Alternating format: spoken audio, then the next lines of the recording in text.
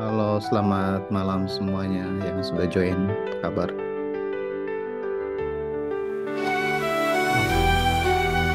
Apa Omes, Pak Wiwin, malam Bu Iti, Bambang, Pak Hikmat sejati bukan hanya Pak kata, Muni, Pak tapi Muni. Selamat perbuatan malam semua dari saudara. iman. Semua sadar, Rendah semua sadar. hati Salam bukan malam semua. sombong, lemah Malam. lembut bukan Salam Pak Ning, salam buat kekerasan. semuanya. Carilah Malam. hikmat yang dari atas, Ya, suci saudara-saudara, dan malam ini kita suka damai. di forum Belas obrolan kasih renungan baru dalam jadi topik menemukan cerminan harapan yang tidak akan hilang. keadilan Dan dan topik kasih ini kita akan setia. bicara dalam dua kali pertemuan. Malam ini kita khusus Tawarkan membicarakan tentang ambisi semu, menemukan rancangan Allah. kecemburuan dan Dan narasumber ego malam yang ini mau sapa palsu. sebentar, Bang Bright. Halo, Bang Bright. Ya, halo Pak. Halo juga saya. Oke, ya. Baik, ya, sebelum kita berbincang-bincang perihal topik ini, perlu saya sampaikan sebagai bagian pengantar kepada saudara-saudara. eh, Topik ini membicarakan hal yang paling penting sebenarnya bagi eh, bukan hanya bagi generasi muda, tapi bagi semua orang. Tujuannya adalah untuk menemani, menemukan dan memahami bagaimana Allah menyediakan harapan yang kekal bagi manusia. Jadi ada harapan-harapan tapi tidak bernilai kekal.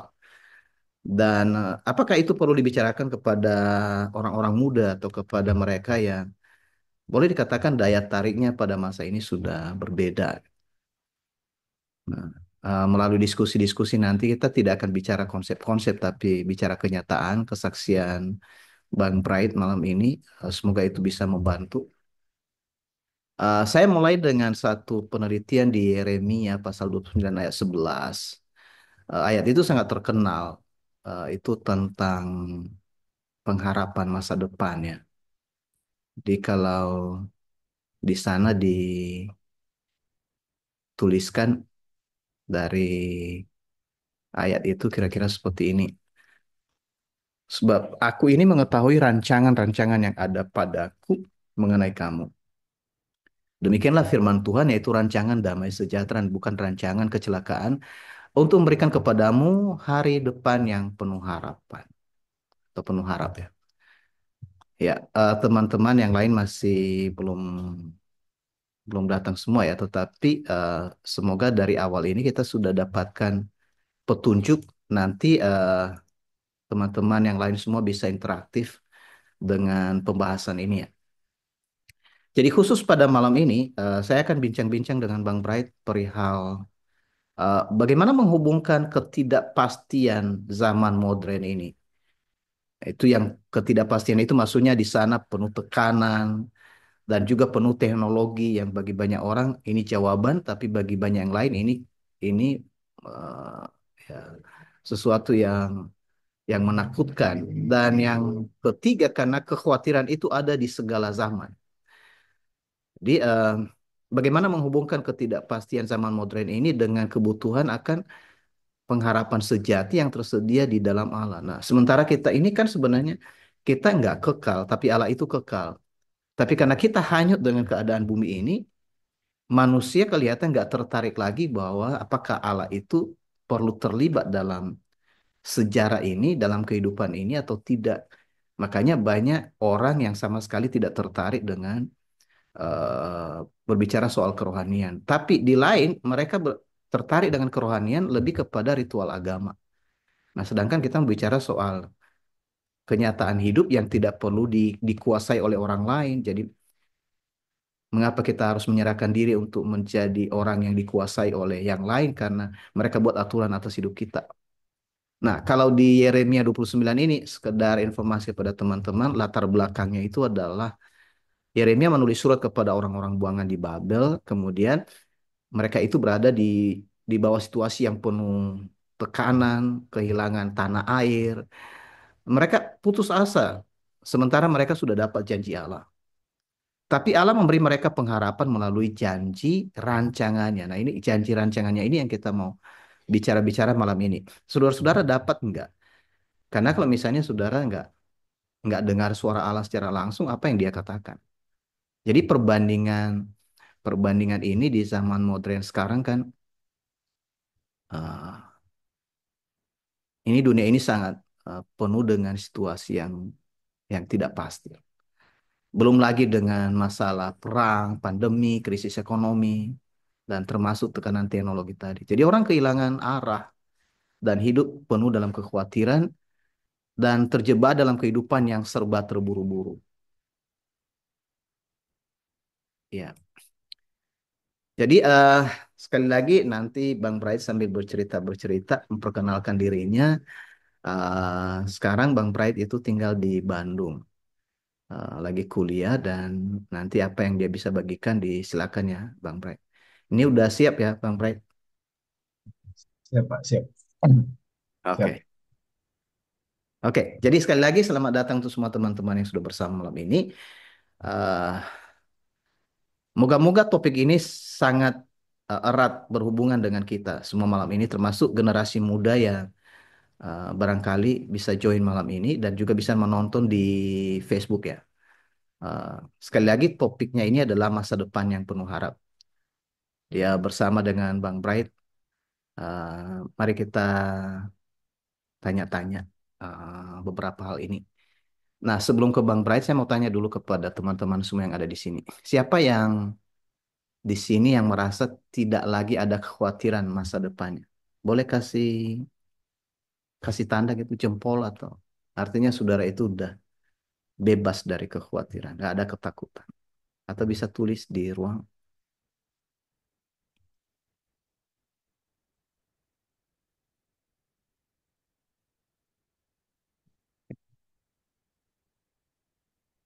Oke, satu-satu ya. Tuh mikir-mikir dulu kalau ada yang lain angkat jempol, aku angkat jempol juga lah. Oke, karena berpikir tentang gimana kekhawatiran itu ada, tetapi bagaimana bebas dari kekhawatiran itu kan, nah itu pergumulannya barangkali ya.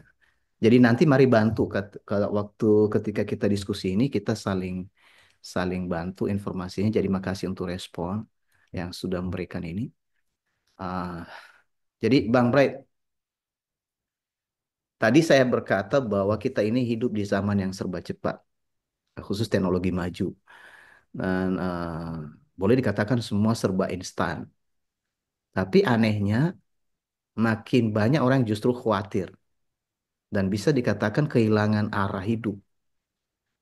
Menurut Bang Bright, kenapa bisa terjadi itu? Apakah Bang Bright merasa pernah mengalami masa-masa itu di mana Bang Bright ada kekhawatiran tentang, wah ini bagaimana nanti ke depannya? Disilakan Bang Bright. Yang mau eh, perkenalkan diri lagi juga. Nenek saya Bright itu anaknya Pak On yang kedua. Yang kemarin Bang Bril itu yang pertama. Jadi mau ya di sini sebenarnya mau bercerita-cerita aja terkait ya topik ini tentang harapan yang sebenarnya ini sesuai juga dengan apa yang saya alami juga di setelah merantau juga dari udah pergi dari rumah udah hampir 2 tahun juga. Eh, Kayak pertanyaan dari Papa tadi, eh, yang pertama kan gimana cara ya apa saya masih punya rasa khawatir gitu tentang masa depan nantinya. Ya tentu saja masih banyak yang dikhawatirin dan masih banyak yang dikeluh kesahin lah tentang kedepannya gimana. Apalagi sekarang masih di masa kuliah juga. Tapi sebenarnya yang pengen saya cerita di sini tentang bagaimana saya bisa menghilangkan kekhawatiran itu sedikit demi sedikit dan sampai sekarang itu saya merasa sangat bebas dan karena saya ngerasa sangat bebas ini sekarang makanya saya bilang ke papa pengen ngebagiin ini ke orang-orang lain.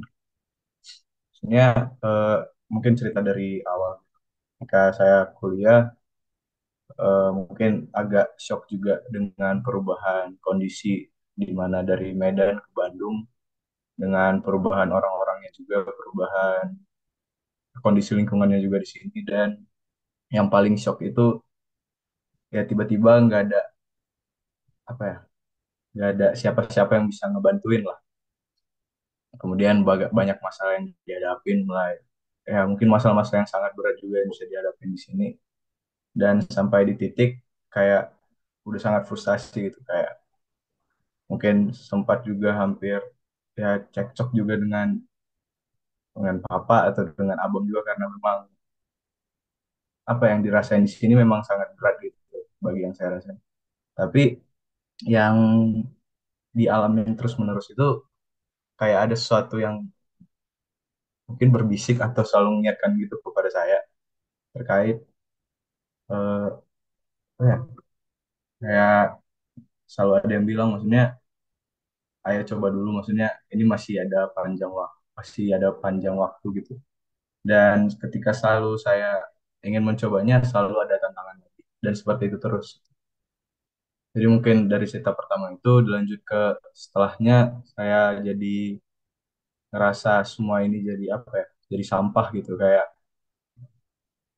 nggak ada hal yang bisa saya dapatkan juga ujungnya. Maksudnya di sini kuliah pengen dapatkan pendidikan, tapi nggak terdapat juga di 2 tahun ini. Tapi sampai di titik lagi selalu ada suara-suara, maksudnya ini juga awal-awal dengar suara itu kayak ini kayak suara apa sih sebenarnya ini. Tapi yang jadi penguatan lagi itu kayak selalu diingetin sama papa lagi, terus nggak ada yang perlu dikhawatirin. Mungkin itu dulu aja sih Pak. Mungkin dulu ya, lanjut Chris.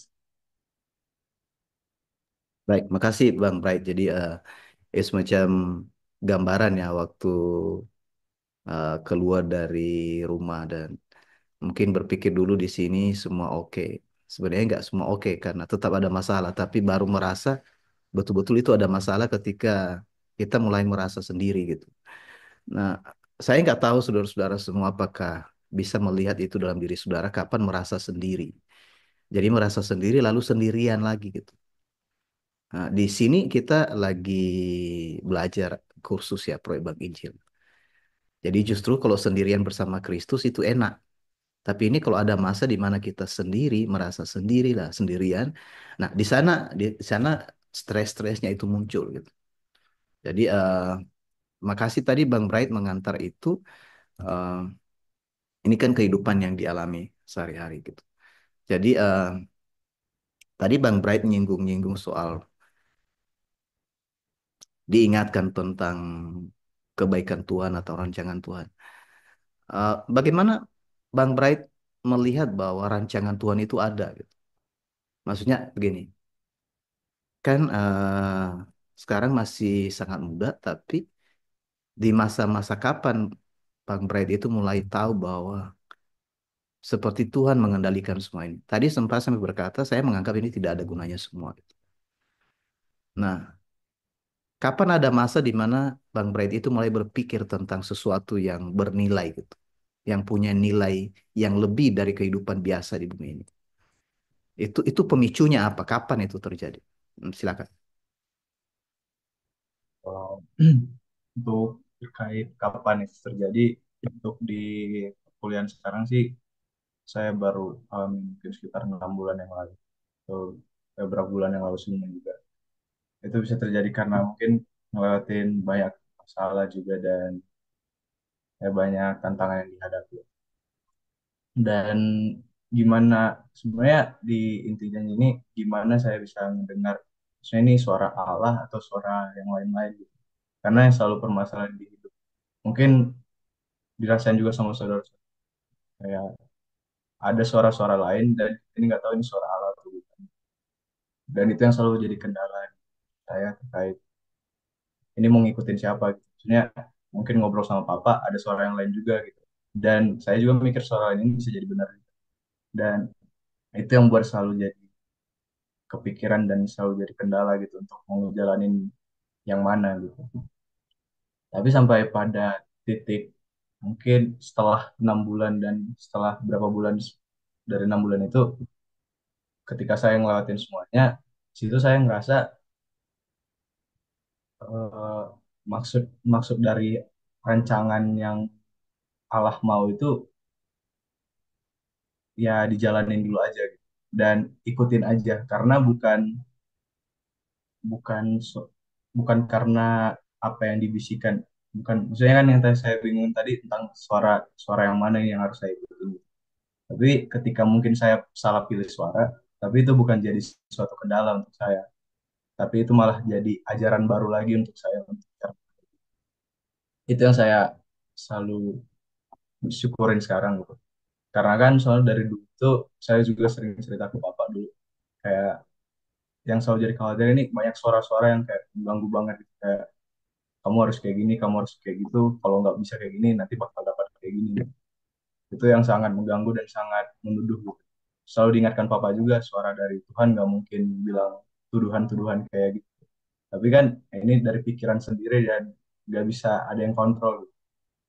Sampai di sekarang itu di titik dimana saya merasa eh, meskipun ada suara-suara yang lain itu saya tetap menjalaninya aja dan penuh sukacita aja. Karena saya tahu sekarang maksudnya Tuhan itu nggak pernah mau menduduh saya gitu. Maksudnya kalau saya salah langkah juga Tuhan itu nggak pernah mau menghukum atau menuduh saya lagi karena saya udah dapat Injil juga. Jadi yang saya rasain sekarang ketika saya ngelakuin semuanya gitu dan ngikut aja dengan alur yang udah dirancangkan Tuhan gitu.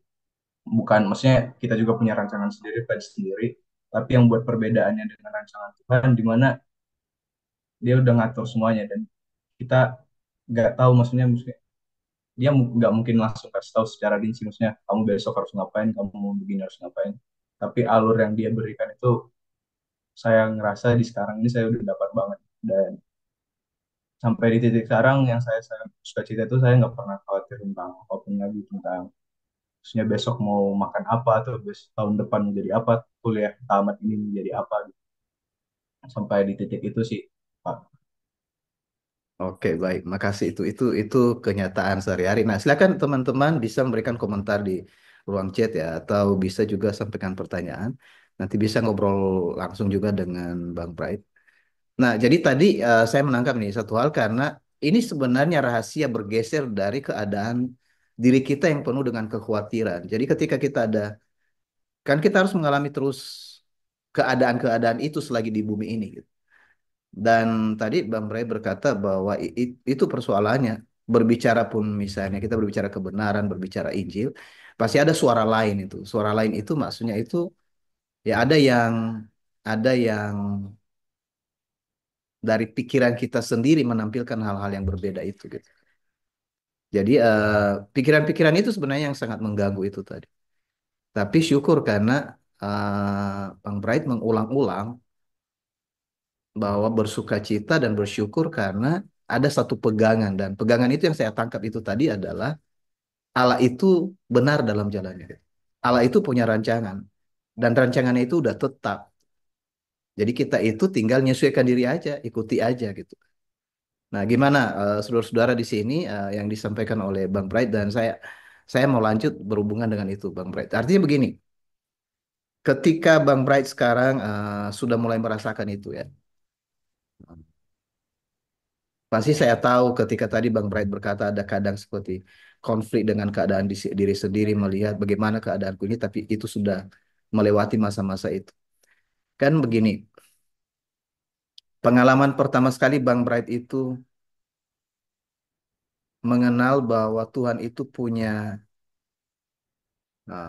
anugerah yang besar bagi Bang Bright sendiri, bukan secara umum ya. Jadi itu kapan terjadi? Eh, apakah selagi masih di Medan atau sesudah keluar? Bagaimana hal itu terjadi? Karena mungkin berulang-ulang berbicara tentang ya diskusi tentang kebenaran ini dan kapan sebenarnya terjadi sampai Bang Bright sendiri tahu bahwa Injil itu yang dibagikan di antara kita itu adalah jawaban dari semua persoalan. Gimana pengalamannya dan silakan. Saya mau cerita juga kayak, saya dibaptis itu dua kali. Pertama itu ketika SD kelas 6 sama ketika SMA kelas 3. Mungkin yang di SD kelas 6 itu mungkin karena pengen ikut-ikutan aja tuh. Karena ngelihat yang lain mungkin apa mama abang itu semua udah dibaptis gitu. Saya selalu pengen ngikutin semua orang lah. Jadi karena hal itu yang mungkin saya belum merasa tercapai, jadi saya minta aja ke Bapak gitu dan pengen dibaptis. Mungkin Bapak juga nggak tahu itu bingung atau gimana, tapi ya dilakuin aja gitu. Mungkin karena Bapak juga udah percaya saya benar-benar ngalamin gitu. Ya udah di situ dibaptis. Kemudian pas SMA kelas 3 itu di situ sebenarnya guncangan berat banget. Mungkin itu ketika cerita juga ketika ibu ibu nggak ada, di situ banyak guncangan yang justru itu yang buat saya khawatir ketika saya kalau misalnya saya meninggal, saya mau kemana gitu. Dan itu selalu pertanyaan tiap hari setelah ibu nggak ada gitu. Itu yang buat saya khawatir tentang ya kehidupan ini selanjutnya gimana. Karena kayak selalu dicerita di rumah itu maksudnya kayak bersuka cita. Bukan karena gimana di rumah itu bukan jadi terus bersedih gitu karena maksudnya mama udah nggak ada, tapi malah terus kayak bersuka citanya karena kami udah tahu gitu mama udah ditempatkan yang memang harus seharusnya gitu yang ditempatkan sama Tuhan. Tapi yang jadi masalah di saya itu tiap hari itu saya ngerasa tempat saya di mana gitu.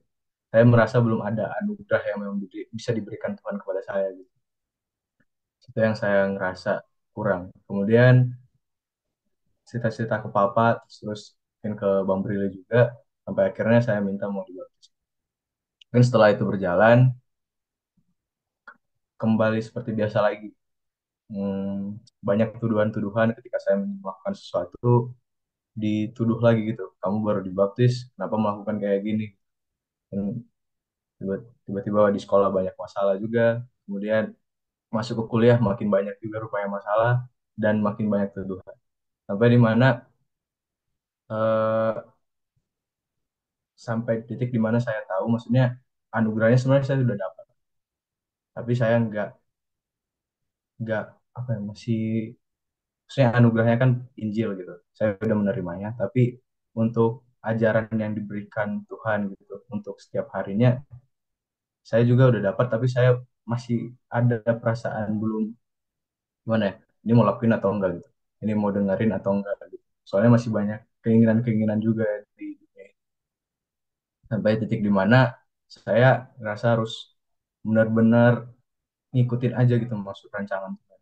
Mungkin ini nyambung juga ke pertanyaan tadi yang dari Pak Paulus juga di chat. Maksudnya rancangan yang dimaksud itu ketika mungkin saya ngasih dua perbedaan yang saya alami, rancangan yang saya mau itu contohnya saya punya plan banyak A, B, C, D. Dan saya punya cara untuk mendapatkan itu. Tapi maksud dari rancangan Tuhan, dia suruh ngikutin aja gitu. Apa yang kamu jalanin, suruh ikutin aja. Dan yang rancangan ini masuk itu selalu mengajarin saya tentang suatu hal. Dan saya nggak pernah harus khawatir dan saya nggak pernah harus merasa ini gagal gitu. Karena dia selalu ngajarin saya. Itu yang saya paling pegang sampai sekarang.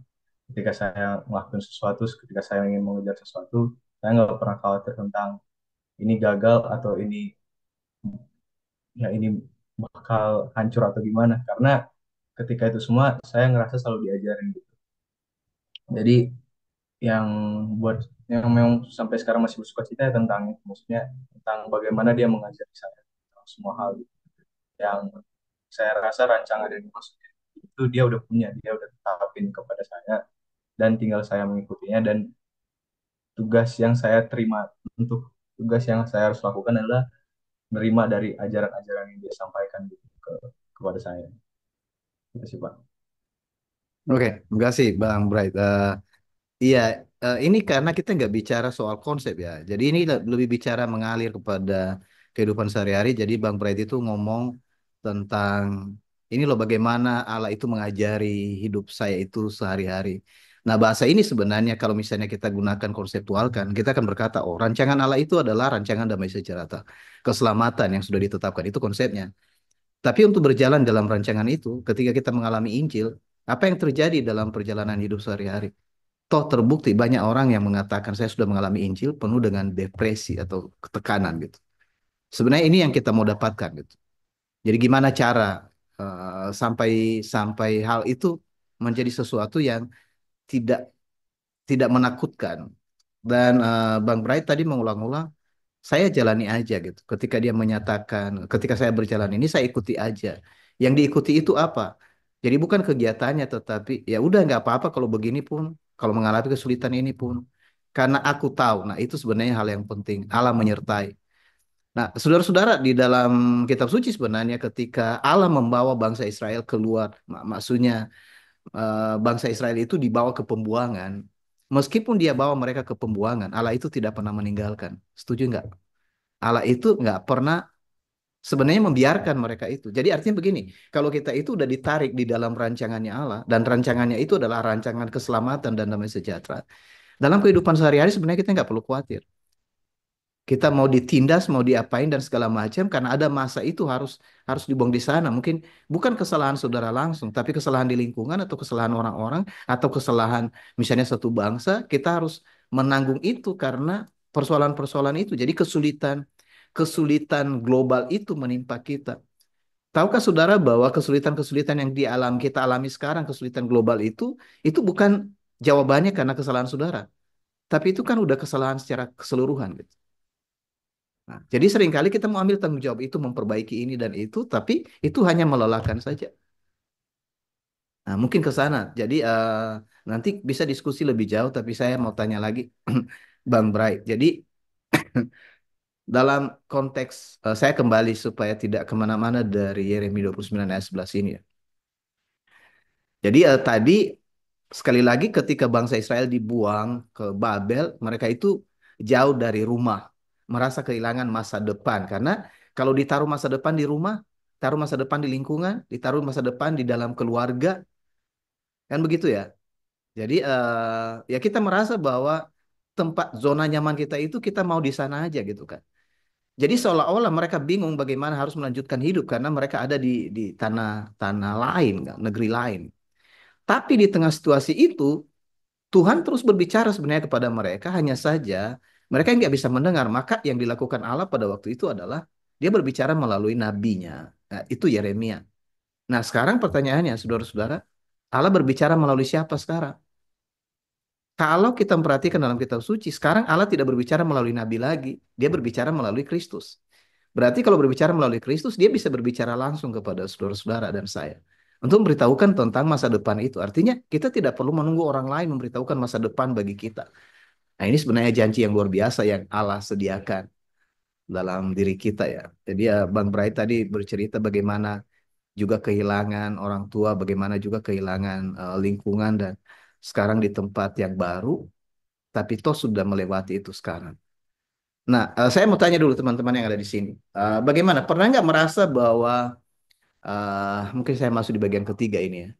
Pernah nggak merasa bahwa saudara itu seperti keadaan Israel yang di Babel, terjebak dalam situasi yang buat frustrasi? Misalnya pekerjaan yang tidak jadi-jadi, ada orang yang kuliah menjadi nggak selesai, kadang bisnis yang tidak jelas arahnya, hubungan dengan orang yang rumit. Nah, sementara teman-teman memikirkan itu, saya tanya Bang Bright, di mana Bang Bright?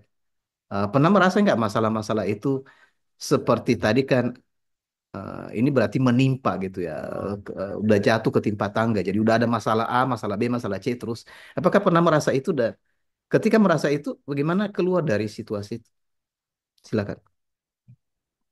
Ya, kayak yang Papa tadi bilang sih, maksudnya apa yang udah didapat pertama, maksudnya beritanya apa gitu. Dasarnya apa yang udah didapat, kayak Injil. Dan ketika apa yang saya rasakan ketika orang udah mendapatkan Injil, maksudnya sebenarnya mau masalah gimana pun itu bukan jadi keluh kesah harusnya, tapi itu jadi harus penguatan gitu. Dan karena masalah yang dihadapi itu, karena saya udah mendapatkan Injil, itu yang selalu menguatkan saya untuk menjalani semua hal gitu. Jadi ketika mungkin ya kayak Bapak bilang, maksudnya mungkin yang lain mungkin lebih banyak mendapatkan masalah, apalagi saya maksudnya umurnya masih, ya umur masih muda gitu. Dan apa yang memang saya rasakan itu mungkin menurut saya memang udah cukup sangat besar gitu. Dan di posisi saya, maksudnya ketika saya membandingkan teman-teman sama teman-teman yang lain gitu, kalau mereka mendapatkan masalah seperti ini, dan mereka mungkin kebanyakan lebih cepat mengeluh dan ya nggak tahu mau harus berbuat apa gitu. Karena saya merasa karena mereka belum dapat Injilnya, mereka nggak ngerasa ada yang menyertai mereka. Jadi apa yang saya rasakan itu maksudnya ketika punya masalah bukannya jadi down atau gimana gitu. Jadi justru ada yang itu justru jadi yang penguat saya lagi gitu dan buat saya jadi makin berkembang lagi. Tapi itu didukung juga maksudnya sering cerita ke bapak juga, sering cerita ke Bang Bril juga, maksudnya cerita ke saudara-saudara yang lain, maksudnya bagaimana itu selalu dikuatkan gitu. Dan juga tadi nyangkut, maksudnya kayak yang papa bilang, maksudnya kalau dulu kan di antara perantara sama nabi, sekarang maksudnya siapa perantara Mas? Jadi kayak ketika maksudnya udah dapat beritanya gitu, berita dasarnya apa, Injil, menurut saya itu maksudnya udah jadi, udah maksudnya udah jadi paket lengkap banget gitu, maksudnya kita bisa dapat apapun dari Almasih gitu, kita bisa dengar apapun dari dia. Dan jadi kendalanya sekarang seperti yang saya cerita lagi, maksudnya ini sebenarnya memang Almasih atau bukan gitu yang ngasih taunya. Dan yang saya cerita sekarang maksudnya yang memang benar-benar saya dapat, saya tahu maksudnya yang selalu menyertai saya, selalu membimbing saya, yaitu Almasih. Meskipun kelihatannya dia membiarkan saya gitu, meskipun kelihatannya dia membiarkan, maksudnya nggak ngasih tahu setiap hari, kamu harus gini, kamu harus gitu. Tapi yang saya tahu sekarang, jika saya melakukan semuanya, pasti dia menyertai gitu. Dan itu yang buat saya nggak khawatir. Itu sih, Pak. Oke, tadi Bang Bright berkata 2 kali dibaptis. Jadi yang terakhir itu kenapa sampai ya ada keputusan itu gitu dan itu nggak ada intervensi lain kan? Harap nggak ada intervensi papa di situ. Maksudnya itu kok bisa gitu sampai maksudnya ya biasanya orang malah mempertahankan yang sudah terjadi apalagi di lingkungan yang boleh dikatakan Bright bisa memegang aku ini kan di samping ajaran yang kokoh gitu. Tapi Bang Bright ambil keputusan sendiri dengan itu. Boleh cerita dikit dong, gimana itu? Itu sih kemarin terjadi pas tahun lalu 2023 itu di bulan 3. Jadi pas setelah eh, maksudnya mama udah nggak ada, itu setiap hari selalu dituduh gitu.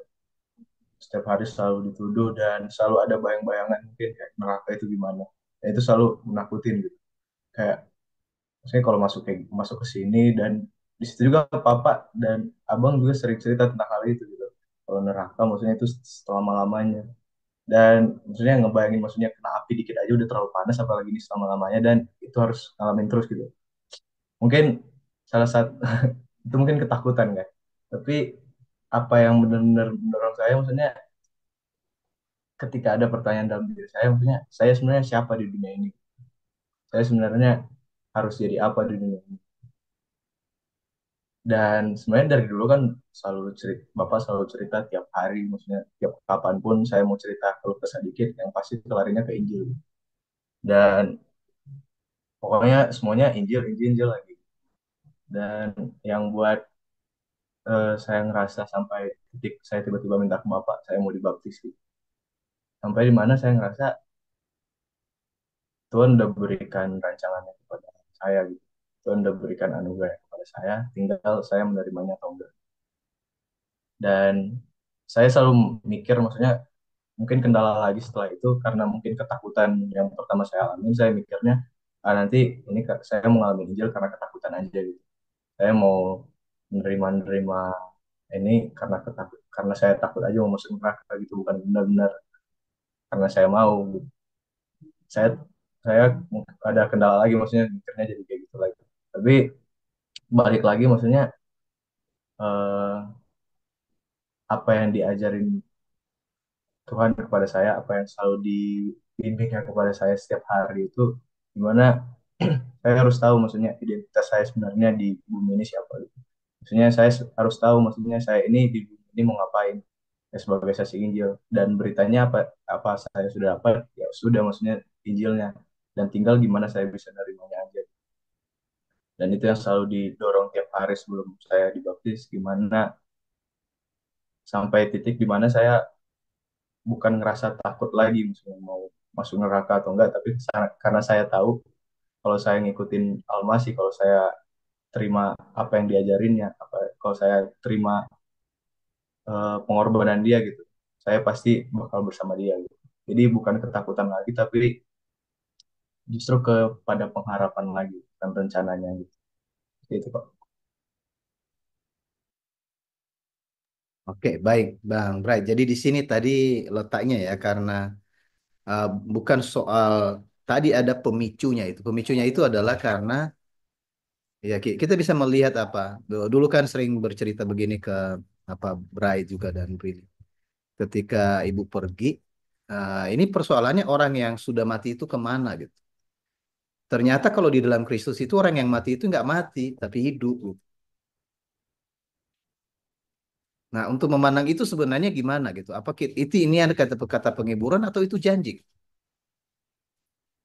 Kalau saudara tahu ada orang yang punya pandangan sampai sekarang, kenapa mereka berdoa untuk orang yang sudah mati, seperti Santo, orang-orang yang kudus ya. Sebenarnya itu karena mereka punya keyakinan bahwa orang-orang itu tidak mati tapi hidup, rohnya hidup gitu. Dan kalau misalnya saudara-saudara lihat di Roma pasal 8, dikatakan di sana karena Kristus itu, karena Injil itu, rohmu itu hidup meskipun tubuhmu binasa. Nah, jadi sebenarnya di setiap diri kita ada pemicunya sehingga kita ya mengikuti Kristus ya. Dia memberikan pemicu itu sehingga pada akhirnya kita mencari. Itu seperti pengantar, itu seperti dorongan agar seperti tadi ya itu baik sekali. Aku harus tahu identitasku apa. Identitasku ini di dalam Kristus atau bukan gitu. Jadi apapun yang dilalui sesudah itu sudah ada tempat amannya dulu bahwa di dalam Kristus. Nah, ya ada tulisan-tulisan di sana ya. Bisa juga teman-teman tulis. Nggak tahu bagaimana Pak Paulus tadi udah menulis dan Bryce sudah respon. Apakah itu sudah oke Pak?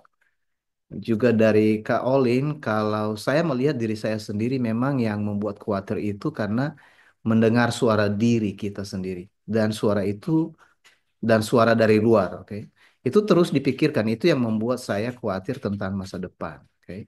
Saya pernah frustrasi dengan alasan-alasan yang Bapak sampaikan tadi.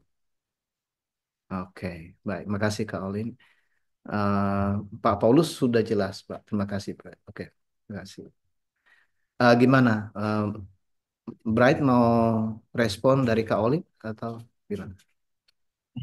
Ya, boleh Pak. Silakan. Eh, ini dari Kak Olin tadi maksudnya bilang karena sering dengar suara gitu dan itu yang memang berkhawatir. Dan itu memang dirasain semua orang gitu terkait ya kekhawatiran itu karena dari diri sendiri lagi gitu. Apalagi ketika ya kita semua udah ngalamin Injil, yang buat khawatir itu ya memang pikiran-pikiran kita lagi bukan karena ada hal-hal yang lain lagi gitu. Dan yang memang paling masalah di situ sebenarnya. Tapi apa yang buat saya bersuka cita dan bersyukur banget itu karena balik lagi maksudnya berita saya apa gitu, identitas saya apa sekarang. Ya saya memang di saya sampai maksudnya saya ngerasa gitu ya saya dibuat di dunia ini, maksudnya saya diciptain ini karena ada tujuan khusus dari Tuhan, ada tujuan khusus dari Almasih gitu yang memang untuk jadi saksinya. Dan ketika udah ngedapat dasar itu,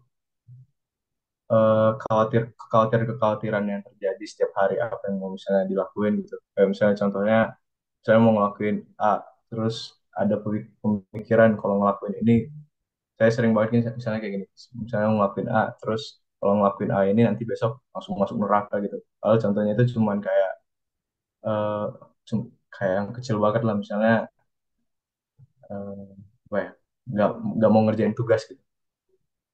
Terus tiba-tiba langsung ada pemikiran kayak gitu. Kamu kan udah ngalamin Injil, masa nggak mau ngerjain tugas? Padahal itu kan maksudnya ya, nggak ada hubungannya juga maksudnya kan terkait hal itu. Tapi selalu ada ya pemikiran tentang hal itu. Dan itu dialamin tiap hari. Tapi gimana maksudnya sampai di titik hal yang kecil kayak gitu dan sampai hal yang besar gitu bisa dibebasin semuanya. Karena apa yang selalu saya kuatin itu maksudnya saya udah dapat Injilnya gitu. Saya udah tahu pasti alam menyertai gitu.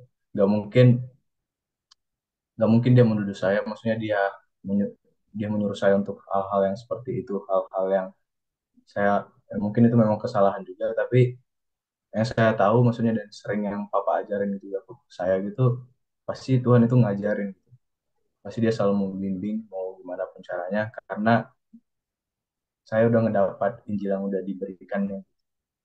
Jadi emang itu sih yang selalu menguatkan gitu Pak terkait ya identitas kita sebagai saksi Injil dan apa berita yang udah kita dapatkan.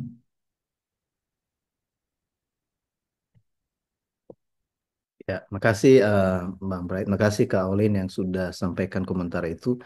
Teringat satu ayat sih dalam kitab suci berhubungan dengan pemikiran ini. Memang kita nggak bisa bermain-main dengan pikiran ini. Sekarang kita lagi ikut dalam kursus Pelayanan Injil. Dan yang lagi kita bicarakan itu kan ini udah masuk tiga topik. Yang pertama itu panggilan Allah. Jadi waktu Allah memanggil, itu berarti kan ada suara yang sampai ke telinga kita. Nah, waktu suara itu sampai, tentu kan ada suara lain juga.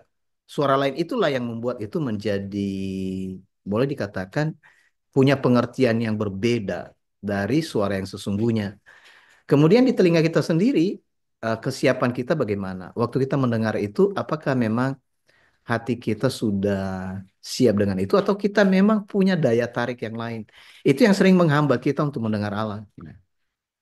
Dan sekarang di bagian ketiga kita lagi belajar bagaimana roh menginsafkan. Sebenarnya ketika roh menginsafkan itu nanti berlangsung sesudah kita mengalami Injil pun, roh itu akan terus berbicara untuk mengajarkan kita. Jadi dalam 1 Korintus pasal 3 kalau nggak salah itu pertarungan yang terjadi dalam pikiran kita itu. Sehingga kita itu harus, artinya begini, pikiran-pikiran itu harus kita kita tawan. Jangan pikiran-pikiran kita yang menawan kita. Eh, Gimana teman-teman pernah nggak mengalami di mana ketika terjadi suatu persoalan, saudara itu terhanyut dalam pemikiran persoalan itu. Meskipun saudara dinasihati, saudara nggak terima gitu. Saudara malah seperti mengokohkan bahwa saudara itu benar dan mencari-cari alasan bahwa apa yang saudara alami itu betul-betul masalah, gitu. Tapi kalau kita kembali ke jalan Allah, sebenarnya ini kondisi sekarang ini kan. Ketika terjadi masalah, masalah-masalah itu sebenarnya boleh dikatakan dalam Allah dikatakan begini, itu bukan masalah. Jadi masalah yang kita pikir masalah, Allah berbicara itu bukan masalah. Jadi ini sisi lain dari apa yang disampaikan Bang Bright ketika udah lewatin aja gitu. Sebenarnya itu bukan masalah. Nah, tadi contoh yang baik ya, itu kehidupan sehari-hari. Misalnya karena ini lagi kuliah, kerjakan tugas. Kan sebenarnya bisa aja begini kan, udah ngapain kerjakan tugas, nggak harus dibawa itu kan. Dibawa, kenapa harus diatur-atur, hidup saya udah bebas. Tapi di satu sisi diingatkan bahwa itu bagian lain. Bukan di situ letaknya aplikasi itu. Jadi kita jadi diajar sebenarnya seperti tadi diajar dalam kehidupan sehari-hari itu. Ada profesi dan ada pengabdian. Jadi waktu kita ada di dalam pengabdian, sebenarnya bukan berarti tubuh kita terpisah tiga. Ada di bagian sehari-hari, ada di bagian profesi, ada di bagian pengabdian. Tapi bagaimana kita mengalami itu dengan melewatinya karena kita memegang teguh apa yang dijanjikan itu dan kembali teman-teman itu soal pikiran. Nah, sekali lagi rancangan-rancangan ini kan ini soal pikiran. Rancangan Allah yang terbesar itu dalam kitab suci itu adalah Injil. Itu hikmat Allah, itu rancangan Allah. Jadi kalau Allah menyatakan rencananya, pertanyaannya siapa di antara kita yang tertarik dengan rancangan Allah itu? Nah, itu tadi yang saya tanya kepada Bang Bright. Sejak kapan mulai tertarik dengan rancangan Allah itu? Memang kalau di dalam lingkungan pasti mulai dari kecil kan bicara soal Injil terus ya, tetapi kesadaran bahwa secara pribadi membutuhkan itu belakangan terjadi. Nah, eh, apa yang Bang Bright lakukan sekarang? Karena kan tidak di lingkungan, boleh dikatakan kelompok orang-orang yang percaya, tapi ada di satu lingkungan di mana itu lingkungan profesi ya, di tempat sekolah atau kuliah. Gimana situasi yang Abah Bright alami? Gimana menghadapi itu? Bagaimana bisa tetap bersuka cita tadi dalam kondisi itu? Karena uh, ya tidak bersekutu bersama-sama dengan yang lain, tapi terpisah. Apakah merasa seperti itu atau bagaimana? Silakan. Bang Bright. ya paham. Saya terkait eh, apa ya dunia, pertemanan lah, saya lingkungan gimana yang mungkin di sini juga untuk misalnya untuk yang agama Kristen aja tuh bisa dihitung pakai jari gitu. Misalnya di kelas saya itu ya cuma tigaan orang dan sisanya selain itu gitu. Dan mungkin ya, ya menurut saya itu juga bukan kendala sih, maksudnya apalagi terkait agama juga saya bebas-bebas saya semua tentang hal itu gitu. Tapi yang memang membuat selalu kuat itu kayak sering dulu saya juga sering mikir maksudnya kenapa itu bapak selalu ujungnya ceritanya ke Injil. Maksudnya kok bersuka cita banget gitu, selalu ke Injil, selalu ke Injil, pas makan ke Injil, mau ngapa-ngapain ke Injil, saya cerita dikit selalu ke Injil gitu. Dan itu maksudnya mungkin saya sebagai anak juga pengen cerita hal yang maksudnya menurut saya senang juga gitu, kayak ngerasa ini ya saya pengennya dapat yang lain juga gitu, maksudnya pengen dapat kayak pengalaman papa dulu lah. Tapi selalu ceritanya ke Injil. Tapi maksudnya sekarang saya ngerasa kayak maksudnya memang sesuka cerita itu gitu. Karena memang yang didapat itu gitu. Maksudnya identitas yang papa memang udah papa terapkan gitu memang tetap Injil gitu. Dan saya sampai sekarang kayak ngerasa memang rasanya bersuka cita banget tentang hal itu. Karena memang udah tahu identitasnya sebagai ya, saksi Injil dan beritanya memang udah didapat. Saya kalau untuk mendapatkan eh, apa, rancangan yang udah di ditetapinnya gitu, mungkin ketika yang ngalamin Injil kemarin misalnya pas bulan 2023 karena itu memang banyak pergumulan dan di situ sampai saya menetapkan saya mau baptis gitu karena saya udah tahu saya sebagai karena saya udah menerima Injilnya dan saya tahu saya identitas saya sebagai apa. Tapi untuk proses-prosesnya setelah mengalami Injil itu kan pasti banyak juga. Kayak yang Pokok bilang tadi, maksudnya ya orang yang udah ngalamin Injil juga belum tentu ya lancar-lancar aja hidupnya di dalam dunia ini. Tapi yang memang selalu menguatin lagi, balik lagi aja gitu ke dasarnya, maksudnya saya sebagai apa di dunia ini. Ya, pernah cerita juga ke bapak gitu, saya juga selalu cerita ke teman-teman dan teman-teman itu selalu menganggap saya kayak durhaka gitu ke orang tua. Saya selalu bilang kayak eh, ya orang tua itu hanya titipan aja gitu untuk kita gitu. Maksudnya Tuhan udah memang punya eh, apa namanya? Tuhan udah punya rancangannya juga untuk kita gitu. Ya orang tua dititipin Tuhan maksudnya untuk kita supaya lahir dan mereka ngajarin kita dan setelah itu kita milik siapa ya bukan milik kita lagi tapi dan saya maksudnya kemarin juga saya punya keberanian untuk cerita ke bapak seperti itu dan saya maksudnya memang merasa bersuka cita tentang hal itu bukan jadi kayak ngerasa saya durhaka atau gimana karena memang saya tahu maksudnya saya di sini di dunia ini maksudnya untuk apa gitu kayak gitu sih pak. Iya, jadi bagi orang lain itu karena soal hubungan ya. Karena biasanya kan hubungan antara orang tua dengan anak itu dibangun berdasarkan macam-macam perspektif ya. Itu bisa dari perspektif budaya, agama, ya.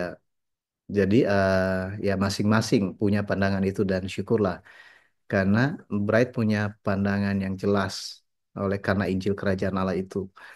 Dan oke, sebenarnya saya masih ada pertanyaan itu, tapi ada tulisan dari Kak ini di sana. Setuju Bang Bright, kita menerima Injil, penyelesaian dosa itu bukan karena suara ketakutan, melainkan karena sudah tahu ada harapan di dalam Kristus. Iya, bagaimana? Bright mau respon tulisan Kak ini? Boleh pak. Ya. Ya kak maksudnya ya, setuju juga maksudnya memang mungkin yang kayak saya cerita tadi ya awalnya itu saya mikirnya ini mungkin karena ketakutan tapi mungkin ada yang pemicu yang kayak Bapak bilang itu tadi maksudnya semua hal itu bisa terjadi gitu mau ketakutan mau apapun gitu itu bisa jadi pemicu dan itu bisa jadi apa ya, pemikiran awal banget gitu. Mungkin kalau dulu di kelas 6 saya yang saya minta dibaptis mungkin pemicunya karena saya belum dibaptis gitu dan semua orang udah dibaptis gitu saya ngerasa ya, pengen juga lah gitu pengen ngerasain juga maksudnya gimana sih rasanya gitu tapi saya benar-benar belum ngerasa kayak bersuci nggak ada rasa senang atau gimana ya, maksudnya senangnya kok cuma karena dibaptis, bukan senang karena saya tahu saya identitas saya sebagai apa gitu.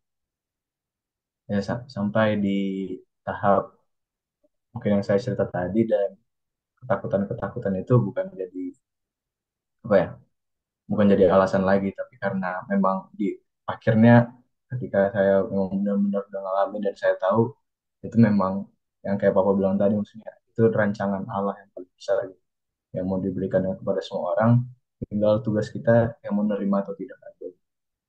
Itu sih Pak. Nah, sepertinya ada kelanjutan dari kayak ini lagi itu kan. Kalau misalnya harapan itu tidak lanjut, Bang, misalnya putus kuliah, apa yang harus dilakukan supaya tetap bahagia? Gitu. Pernah ngalami itu nggak? Apa namanya cita-citanya nggak sampai, nggak kesampaian? Ya mungkin silakan aja, Bang Brad. Oh ya, itu cerita juga maksudnya tentang masalah kuliah itu, awalnya itu memang benar-benar hampir nggak kuliah. Dan maksudnya untuk kalau di sekarang itu kan ada jalur undangan, terus jalur tes, sama jalur mandiri. Jalur tes, jalur undangan nggak dapat, jalur tes juga nggak dapat. Maksudnya itu saya sering ngebandingin juga ke Bang Brili kan. Bang Brili ya dia jalur tes dapat, saya enggak. Dan situ memang udah sampai di titik saya ngerasa udah nggak usah kuliah gitu, nunggu tahun depan gitu. Dan ini juga mau dicerita maksudnya tentang ya itu mungkin bahasanya harapannya udah hilang lah untuk setelah itu. Maksudnya nggak ada hal yang bisa saya tunjukin gitu ke orang lain. Maksudnya saya ini kuliah di mana gitu. Maksudnya pengen ngebanggain orang tua juga nggak bisa lagi karena udah ngerasa udah nggak bisa semua. Soalnya juga kan mandiri, kalau jalur mandiri itu cukup mahal juga gitu. Dan ketika itu tiba-tiba disuruh tes aja lah, ikutin aja semuanya. Kemudian langsung pergi ke Bandung dan itu belum ada bayar satu satu persen pun gitu. Dan itu memang pembayarannya sangat mahal. Terus udah ngikutin di sini, terus saya minta langsung datang ke kampusnya, minta permohonan gitu, pengurangan biaya segala macam. Awalnya nggak diterima. Udah putus itu harapan, maksudnya ya udahlah, gak bakal kuliah. Tapi tiba-tiba 2 minggu kemudian langsung ditelepon gitu. Selamat, beasiswa kamu aktif. Maksudnya ada hal-hal yang kayak yang kita nggak tahu tiba-tiba ada aja gitu. Dan misalnya juga saya sekarang tiba-tiba dapat kendala itu dan memang harus benar-benar putus kuliah gitu. Karena saya tahu maksudnya Allah menyertai, saya ngerasa nggak khawatir lagi gitu. Tapi bukan berarti saya diem-diem aja gitu, tiduran-tiduran aja maksudnya di sini gitu, nggak ngapa-ngapain. Tapi saya tetap ngikutin maksudnya apa yang mau saya kerjakan gitu. Ada tujuan, maksudnya tujuan saya balik lagi maksudnya untuk memuliakan nama Al-Masih, dan itu yang setiap hari selalu saya doakan, maksudnya kalau saya dapat kerjaan, saya dapat apapun, ujungnya saya harus bisa ngebantu papa aja lah untuk ngapa-ngapain gitu. Itu udah salah satu hal yang kecil yang menurut saya bisa saya lakukan untuk bisa memuliakan nama Masih gitu. Dan ketika apa ya, mungkin ketika memang dihadapi masalah kayak gitu ya memang rasa khawatir lagi gitu. Dan mungkin di sekarang kuliah juga sering ngalamin hal itu gitu. Misalnya tiba-tiba banyak masalah dan memang pernah juga ngadapin masalah yang benar-benar kayaknya ini nggak bisa lagi kuliah, harus balik ke Medan gitu. Tapi Bang masih mau balik ke Medan, Bang Bray? hah, Pak? Masih mau balik ke Medan? Masih ya, ketika ngalamin itu memang karena udah tahu itu sih, ya alam menyertai, jadi nggak pernah khawatir lagi.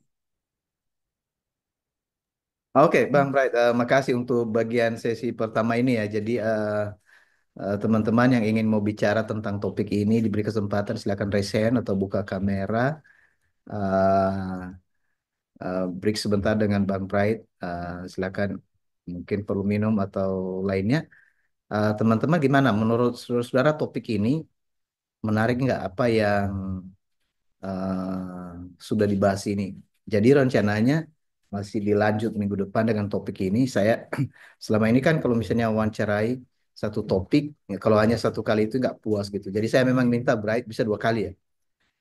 Ternyata 3 minggu depan sudah ada yang itu, sudah ada yang lamar untuk diwawancara. Jadi wah senang lah, nggak kehilangan, nggak kekurangan narasumber.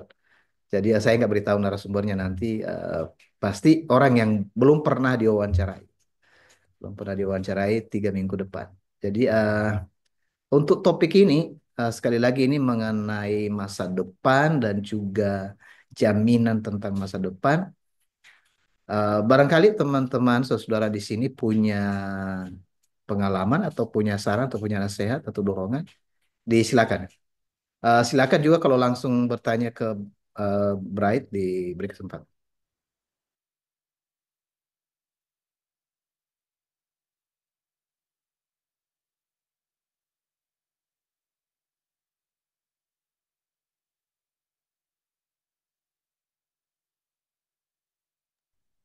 Dan dari Kak Nova, terakhir ketemu Bright waktu Bright masih SD.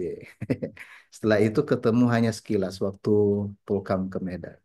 Iyalah ya, dijaga-jaga hari itu kan sama Kak Nova. Itu juga itu Kak Lina itu senyum-senyum itu kan. Jaga-jaga waktu kecil. Mereka ingat Bright. Oke. Dari Kak ini makasih Bang Bright, topik ini sangat menolong. Silakan. Bagaimana? Ada yang mau bicara?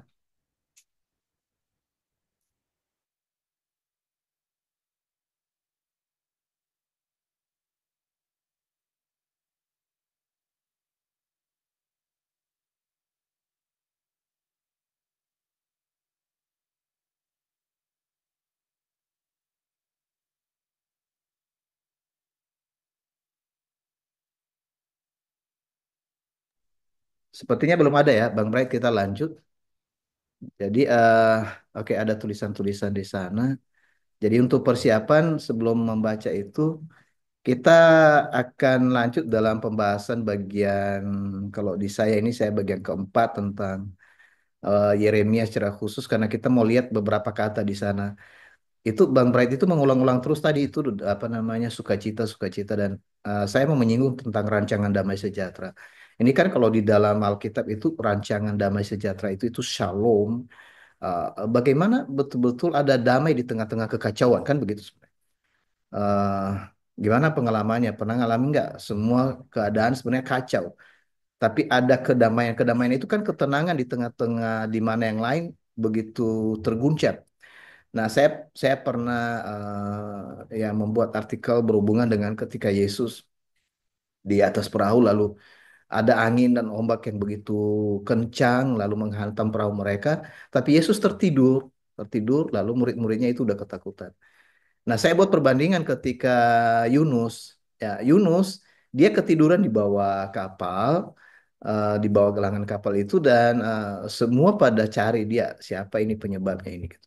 Sama-sama tidur tapi Yunus itu tidur dalam keadaan galau. Dia tidur dalam keadaan galau. Jadi mencari mencari ketenangan. Jadi dia tidur sedangkan Yesus memang tidur gitu. Ah, dan ketika Yesus bangun, Yesus berkata kepada angin ribut, tenanglah gitu. Dan sedangkan waktu Yunus bangun, dia tidak berkata kepada angin ribut, tapi dia berkata kepada orang lain, lemparlah saya ke laut. Maka laut itu menjadi tenang. Nah, saya nggak tahu bagaimana teman-teman, saudara punya pengalaman itu. Nanti kita tanya Bang Bright lebih lanjut. Ketika pernah nggak menghadapi itu kekacauan-kekacauan di lingkungan, di sekitar atau di teman-teman, tempat perkuliahan atau bagaimana? Bagaimana Anda bisa jadi damai, tenang, damai sejahtera yang datang dari atas. Oke, sebelum menjawab itu ada dari Kak Esra. Menarik Pak, dari yang tadi disampaikan, Bright, saya diteguhkan bahwa masalah dan keadaan sekeliling tidak mengubah identitas kita dalam Al-Masih. Kita tetap dipanggil. Oke. Dari Bu Ima, selamat Bang Bright, luar biasa harapan yang tak pernah padam karena tahu Allah yang memimpin. Oke, ini dari Pak Ori, menarik Bang. Dapat peneguhan dari pengalaman Bright bahwa masalah silih berganti tapi penyelesaian selalu ada bagi orang yang hidup menurut Injil. Oke, jadi bagaimana? Sebelum tadi pertanyaan saya, Bang Bright mau respon tulisan Kak Esra, Bu Ima, dan Pak Ori?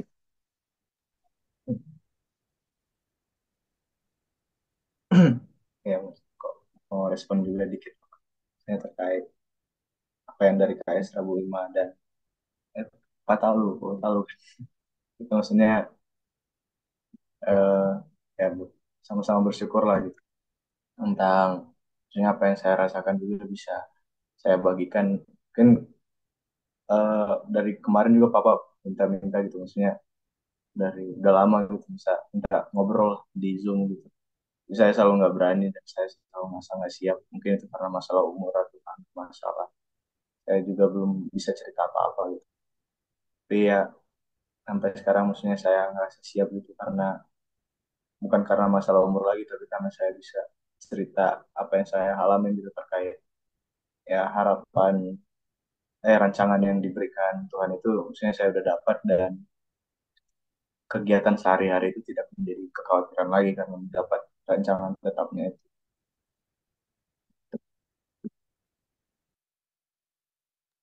Oke, baik. Jadi ya makasih Bang Bright. Jadi kembali ke apa yang saya tanyakan tadi, kira-kira menurut Bang Bright nih, damai sejahtera itu kan artinya ketenangan di tengah-tengah kekacauan. Banyak orang berbicara damai sejahtera, banyak orang berkata shalom kepada yang lain karena sama-sama orang Kristen ucapannya shalom. Kalau beda agama, pakai salam agama. Tapi ketika memang kalau kita berbicara soal selalu sukacita, sukacita itu sebenarnya basicnya itu karena ada damai sejahtera. Orang yang tidak punya damai sejahtera tidak mungkin ada ketenangan kan, dan tidak mungkin ada sukacita. Sejauh mana pengalaman Bang Bright sesudah mengalami Injil dan ada ketenangan menghadapi segala macam situasi, padahal kondisi memang lagi kacau di luar atau di sekitar gitu. Apa punya cerita Bang Bright? Silakan keluar. Saya mau cerita juga, punya eh, mungkin kayak ini pernah dicerita sama teman-teman berat juga gitu. Kayak saya punya banyak masalah, terus tiba-tiba mungkin ada yang ngebantu gitu, dan itu jadi damai sejahtera bagi dia gitu. Dan mungkin semua orang-orang di luar Injil juga bisa ngerasain damai juga gitu, maksudnya ketika mereka udah ngalamin kekacauan tiba-tiba di ada yang ngebantu mereka gitu. Tapi yang saya alamin gitu, dan juga saya yakin juga pasti saudara-saudara juga ngalamin, karena bukan karena ada yang nolongin gitu, tapi karena kita tahu Allah menyertai gitu. Jadi itu yang perbedaan mungkin saya saya rasain gitu. Saya ketika mungkin contoh kayak kemarin tuh saya dapet masalah, maksudnya ada nabrak mobil lah gitu, dan itu lumayan banyak biaya gitu, dan itu jadi pergumulan juga.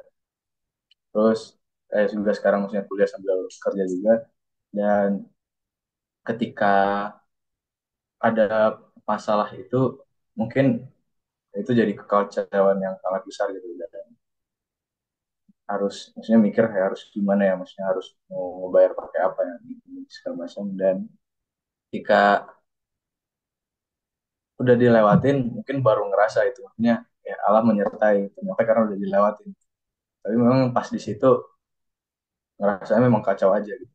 Tapi ketika mungkin karena udah ngelewatin hal itu, dan ketika mungkin dihadapin masalah yang sama lagi, ngerasanya maksudnya karena udah diajarin di awal, jadi kayak memang proses proses banget lah, maksudnya setelah ngalamin Injil memang pasti dikasih proses-proses yang lain lagi juga gitu. Jadi memang ketika udah dapat masalah itu dan diajarin lagi kemudian hari, sampai ngerasa maksudnya gak ada hal yang perlu dikhawatirkan lagi gitu. Mungkin ketika dapat masalah yang hebat pasti ada ngerasa sedih dan ngerasa kacau juga, tapi balik lagi maksudnya itu nggak berlarut-larut lagi. Dan itu yang memang karena udah punya landasan ya Injil itu yang bisa buat nggak berlarut-larut lagi di masalah itu. Oke, jadi Bang Bright, biasanya ketika orang menghadapi masalah atau ada kesulitan, selalu ada istilah ini. Misalnya kalau kita search di Google apa yang Anda harus lakukan, maka Google itu menjawab baca Alkitab dan doa tiap hari. Eh, Mengingat apa yang dinyatakan Allah dalam kitab suci dan juga kepada diri sendiri dari Bang Bright. Apakah Bang Bright masih berdoa? Pasti pasti saya berdoa pasti gitu. Oke, Saya oke. tiap Saya bertanya ini karena maksudnya karena kebanyakan doa ini kan ritual. Di bagaimana ya sebelum ke sana ya saya mungkin ada teman-teman yang bisa lihat di dalam Efesus ya pasal pasal 6 itu ada di sana tentang doa yang tidak putus-putusnya berdoalah setiap waktu begitu ya. Ada juga di Filipi ya. Eh, saya nggak membahas ayat itu. Tapi dalam hal ini, bagaimana itu hidup dalam diri Bright karena nggak pernah belajar sekolah doa atau nggak pernah juga diajarin harus berdoa begini. Tadi berkata ya saya berdoa. Apa yang eh, Bang Bright lakukan dalam doa itu gitu? Silakan. Nah ini bagian Oke, dari oke. apa ya? Ini bagian dari untuk mengerti rancangan-rancangan Allah dan damai sejahtera. Silakan. Mungkin kalau dulu kan sering di diajarin dulu pas sekolah-sekolah gitu kayak pelajaran agama harus doa, ada doa makan, doa doa minum, maksudnya semua ada doanya lagi. Dan sampai kayak ngerasa kalau doa cuman hanya sekedar karena memang harus berdoa gitu, maksudnya tapi bukan karena saya pengen apa ya berkomunikasi gitu sama Tuhan. Saya bukan karena dari saya sendiri yang mau, tapi karena ngerasa ini ritual aja gitu. Dan kalau nggak dilakuin itu ada ngerasa berat di hati lah. Dan kalau sekarang sih maksudnya eh, untuk berdoa, apa yang selalu saya doakan gitu terkait selalu bersyukur dan selalu maksudnya meminta apa ya, meminta jelasin lagi, maksudnya meskipun saya cerita juga saya udah tahu karena Allah tetap menyertai, tapi saya tetap juga meminta, maksudnya tetap bimbing juga gitu sampai akhir gitu, tetap sertai juga sampai akhir. Dan saya juga selalu misalnya berdoa itu selalu mengucap syukur gitu karena telah menyertai, dan selalu maksudnya kayak apa ya, di dalam doa juga itu kayak jadi mengaku lagi gitu, maksudnya terima kasih sudah mengampuni semua dosa gitu. Dan itu memang kadang itu jadi ritual juga bagi saya, kayak kalau nggak, soalnya ada tuduhan-tuduhan lain lagi juga kan, maksudnya kalau nggak berdoa seperti itu nanti mungkin tiba-tiba Injilnya dicabut gitu, sampai sering ada banyak pemikiran aneh-aneh yang konyol-konyol gitu, dan itu memang benar-benar mengganggu juga. Nah, tapi sampai gimana, maksudnya ya ini bukan tentang ritual lagi, tapi tentang maksudnya dari saya mau nggak gitu, maksudnya ya setidaknya meminta aja gitu sama Tuhan. Maksudnya terus kalau misalnya pemikiran yang harus meminta, masa datang cuma karena minta doang. Dan ya, maksudnya itu jadi pemikiran yang berulang-ulang dan gak ada habisnya sebenarnya. Tapi kalau misalnya udah tahu, maksudnya untuk memang tujuan berdoa untuk yang mau ada yang mau disampaikan kepada Tuhan gitu, jadi ngerasa udah bebas aja gitu, dan bukan ngerasa ini jadi ritual lain gitu.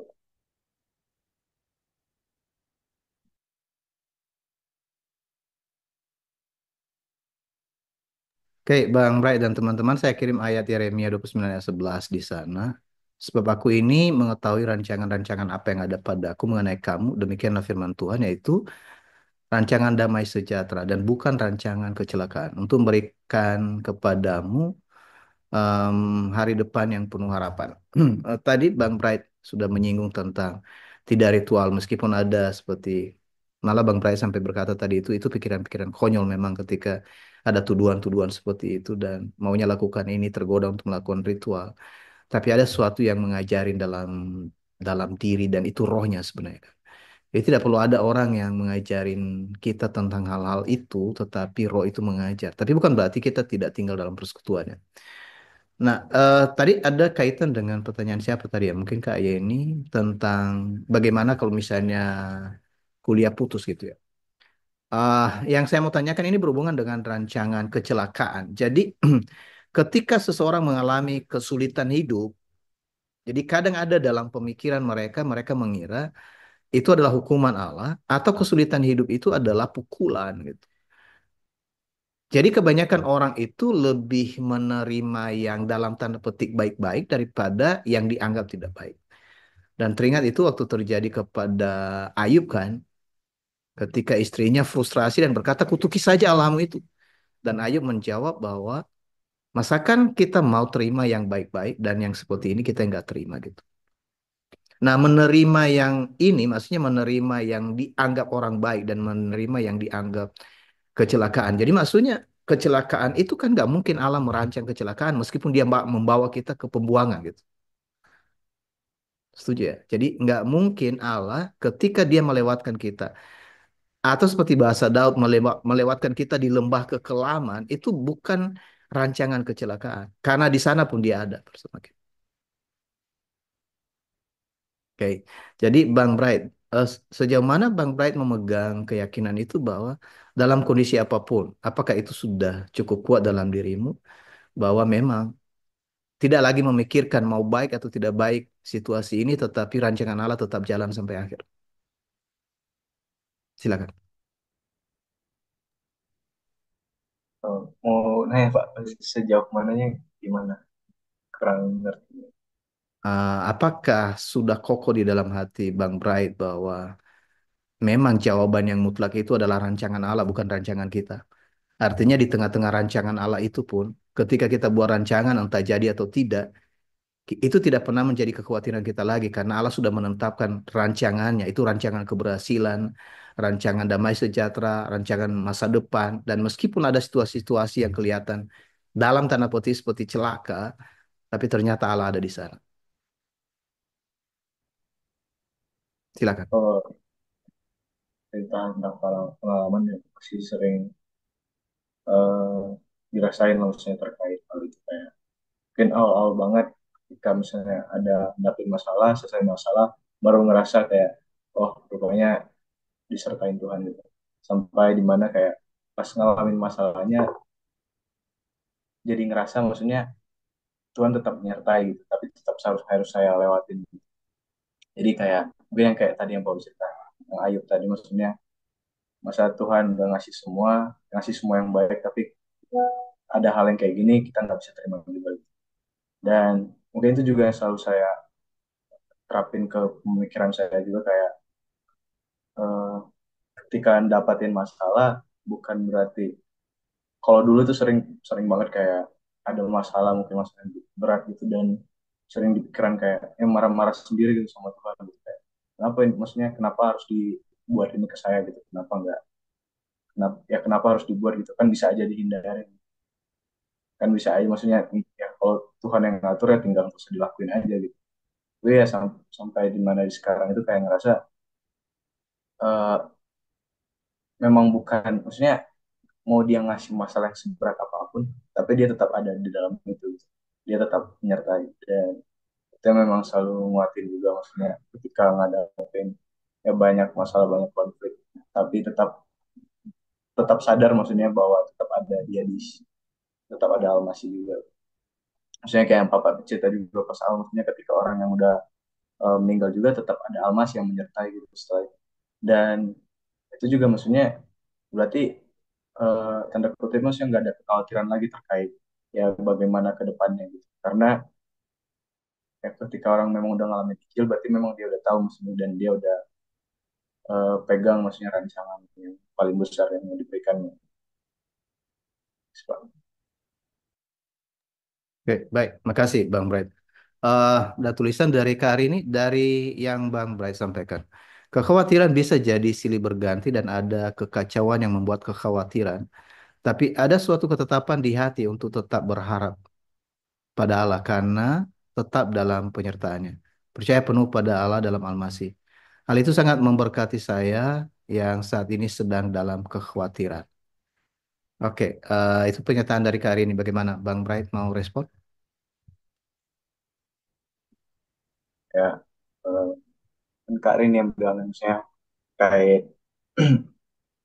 masalah kekhawatiran ya pasti pasti setiap hari mungkin bisa dialami apalagi ya mungkin yang saya cerita mungkin kalau untuk masalah tentang khawatir mungkin bisa masih hal yang kecil mungkin bisa diselesain dibanding yang lain tapi apa yang saya mau bagikan itu maksudnya bukan terkait masalahnya gitu tapi terkait sukacita yang mau didapatin setelah mengalami masalah kecil atau masalah besar gimana jadi kayak ketika mau ngadapin masalah kecil atau masalah besar tapi udah tahu maksudnya Allah tetap menyertai Ya itu juga yang selalu berkati saya juga.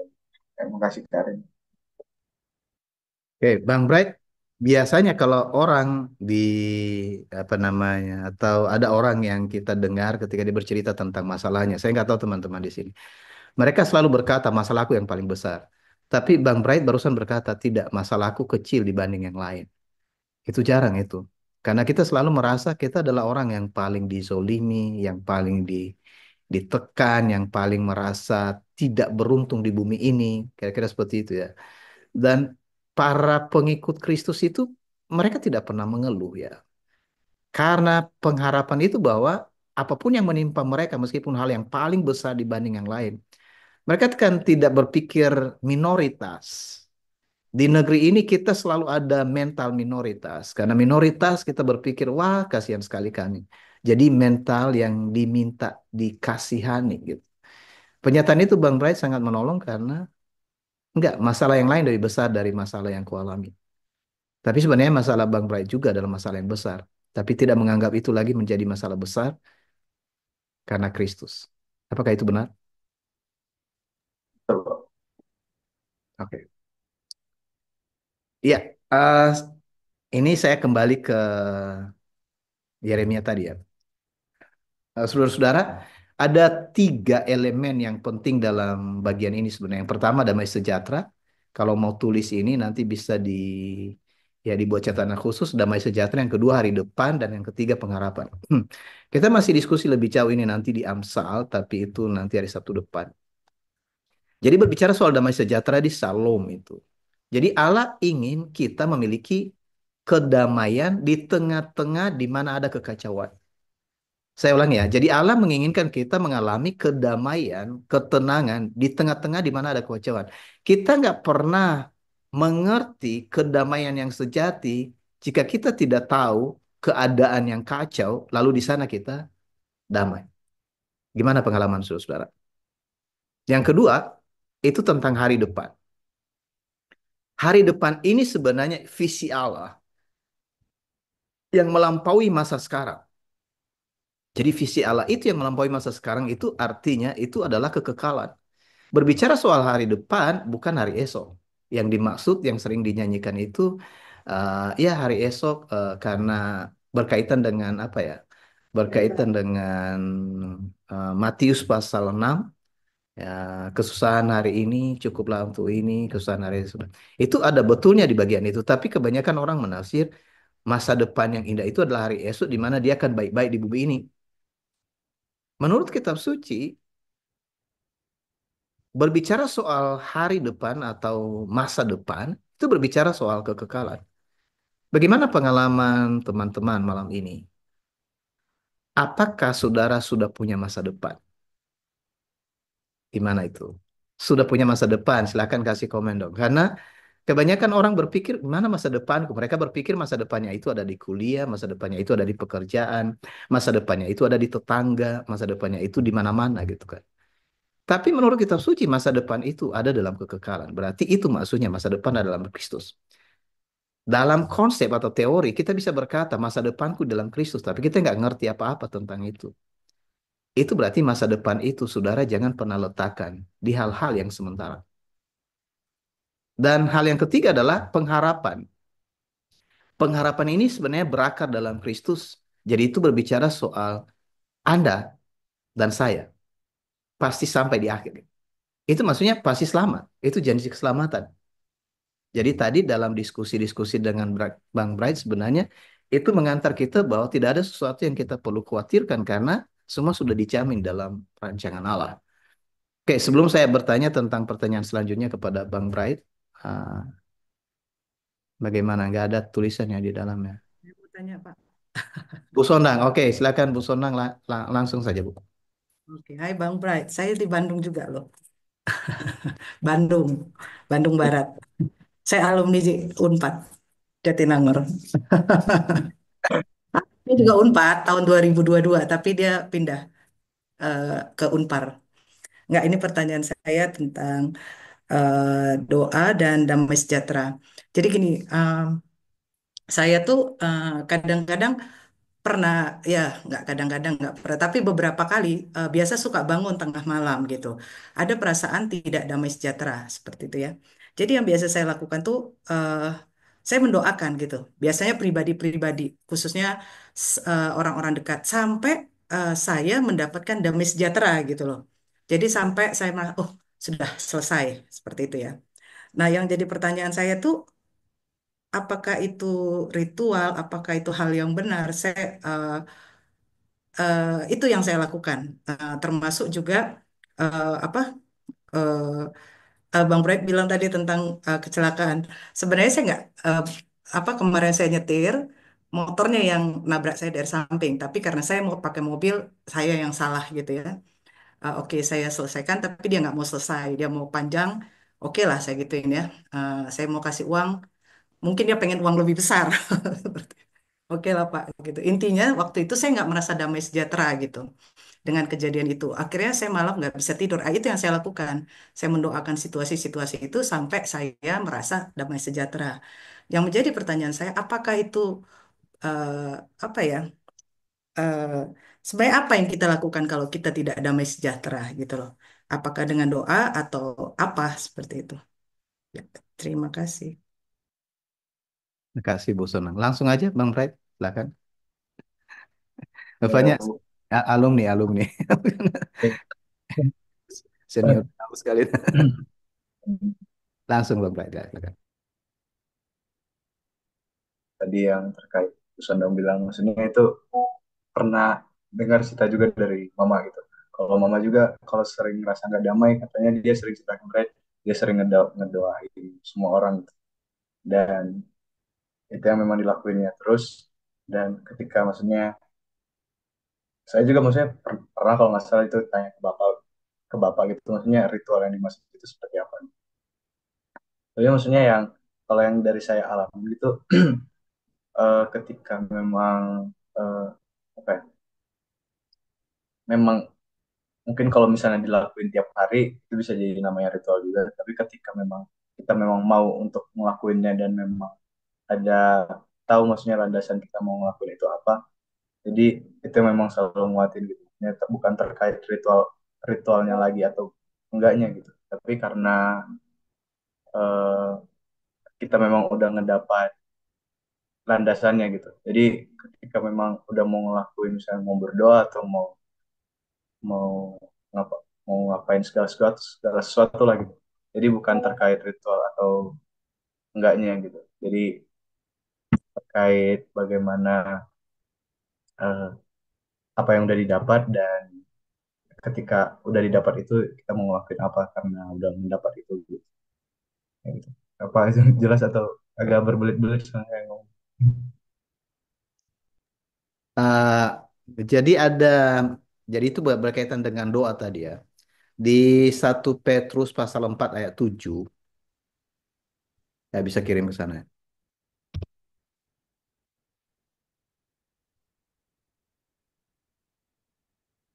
Di sana tertulis kesudahan segala sesuatu sudah dekat. Karena itu kuasailah dirimu dan jadilah tenang supaya kamu dapat berdoa.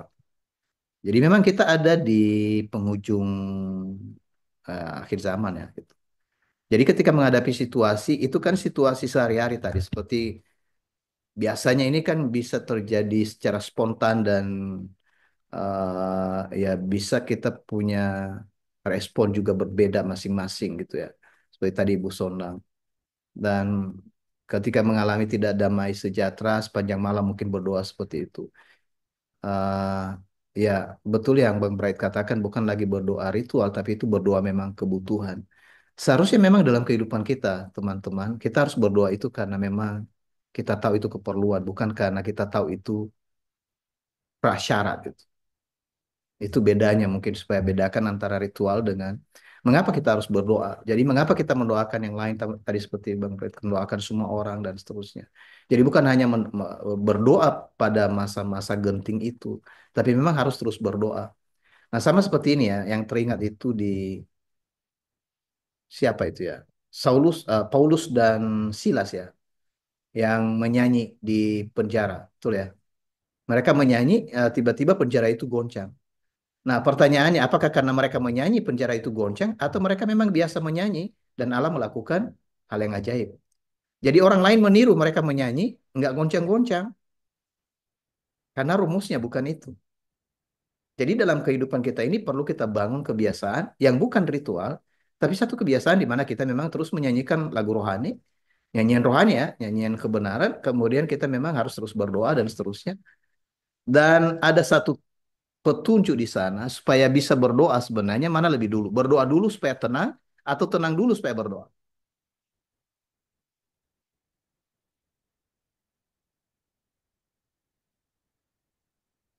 Kira-kira gimana? Tenang dulu Pak, biar bisa berdoa. Oke, tenang dulu ya, biar bisa berdoa. Jadi yang sering kita lakukan, kita kita mati-matian berdoa dalam keadaan kacau. Jadi akhirnya doa kita nanti kita jawab sendiri. Kita nggak bisa dengar lagi jawaban dari Allah. Untuk mengambil posisi tenang itu sebenarnya sama dengan jangan takut, atau jadilah kuat, atau percayalah, atau tenanglah. Jadi nggak disuruh berdoa di sana. Jadi kebanyakan ajaran-ajaran yang terjadi di sekitar kita sampai hari ini terlalu mengidolakan doa gitu. Sampai-sampai ada lagu Tuhan hanya sejauh doa gitu ya. Itu gimana itu? Saya kurang tahu. Tuhan hanya sejauh doa. Jadi maksudnya semua doa ya betul. Tapi persoalannya doa itu bukan yang dipuji gitu. Doa itu adalah suatu bagian kehidupan kita. Nah, itu satu prinsip. Jadi tadi yang disampaikan Bu Sonang tentang kondisi itu, apa yang dilakukan pada waktu menghadapi kegalauan itu, perlu nggak berdoa? Ya, gimana jawaban Bang Bright tadi itu? Kira-kira Bu Sonang mau sampaikan sesuatu lagi? Enggak sih, jelas yang di Bang Bright bagikan. Eh, yang menjadi pertanyaan saya, Kak, tadi sudah terjawab yang pertama. Yang kedua itu, eh, bagaimana mendapatkan damai sejahtera kalau tidak berdoa itu tadi kan, apakah memang harus berdoa? Hmm. Jadi yang pertanyaan saya tadi kan gini, kalau saya, supaya saya mendapatkan damai sejahtera di waktu situasi itu kan tadi udah dijawab sama Bang Bright gitu. Saya berdoa, karena itu yang bisa saya lakukan gitu kan. Dan saya mendoakan orang-orang sekitar saya. Tapi apakah kalau saya nggak damai, kalau saya nggak damai sejahtera, saya harus berdoa gitu.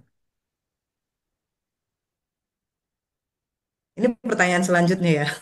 Oke, ya. Ah, silakan Bang Bright mau respon. Kalau kalau ada salah itu diperbaikin ya Pak. Jangan khawatir. Eh, Nah, kalau saya dari pengalaman aja gitu, Mas. Kalau apa yang udah dihadapin kayak ada masalah, ada masalah, memang biasanya saya berdoa, tapi ada kala juga misalnya nggak berdoa gitu, tapi tetap mengingat aja gitu, maksudnya apa yang udah dialami. Jadi hal yang kecil biasa saya lakukan gitu ketika mau dapat masalah besar atau kecil, maksudnya contoh misalnya dapat masalah besar tapi lagi di jalan. Nah, mungkin saya tiba-tiba maksudnya lagi ngobrol gitu sama orang, saya lagi dimarah-marahin atau lagi marah-marahan gitu, saya berdoa aja gitu tiba-tiba.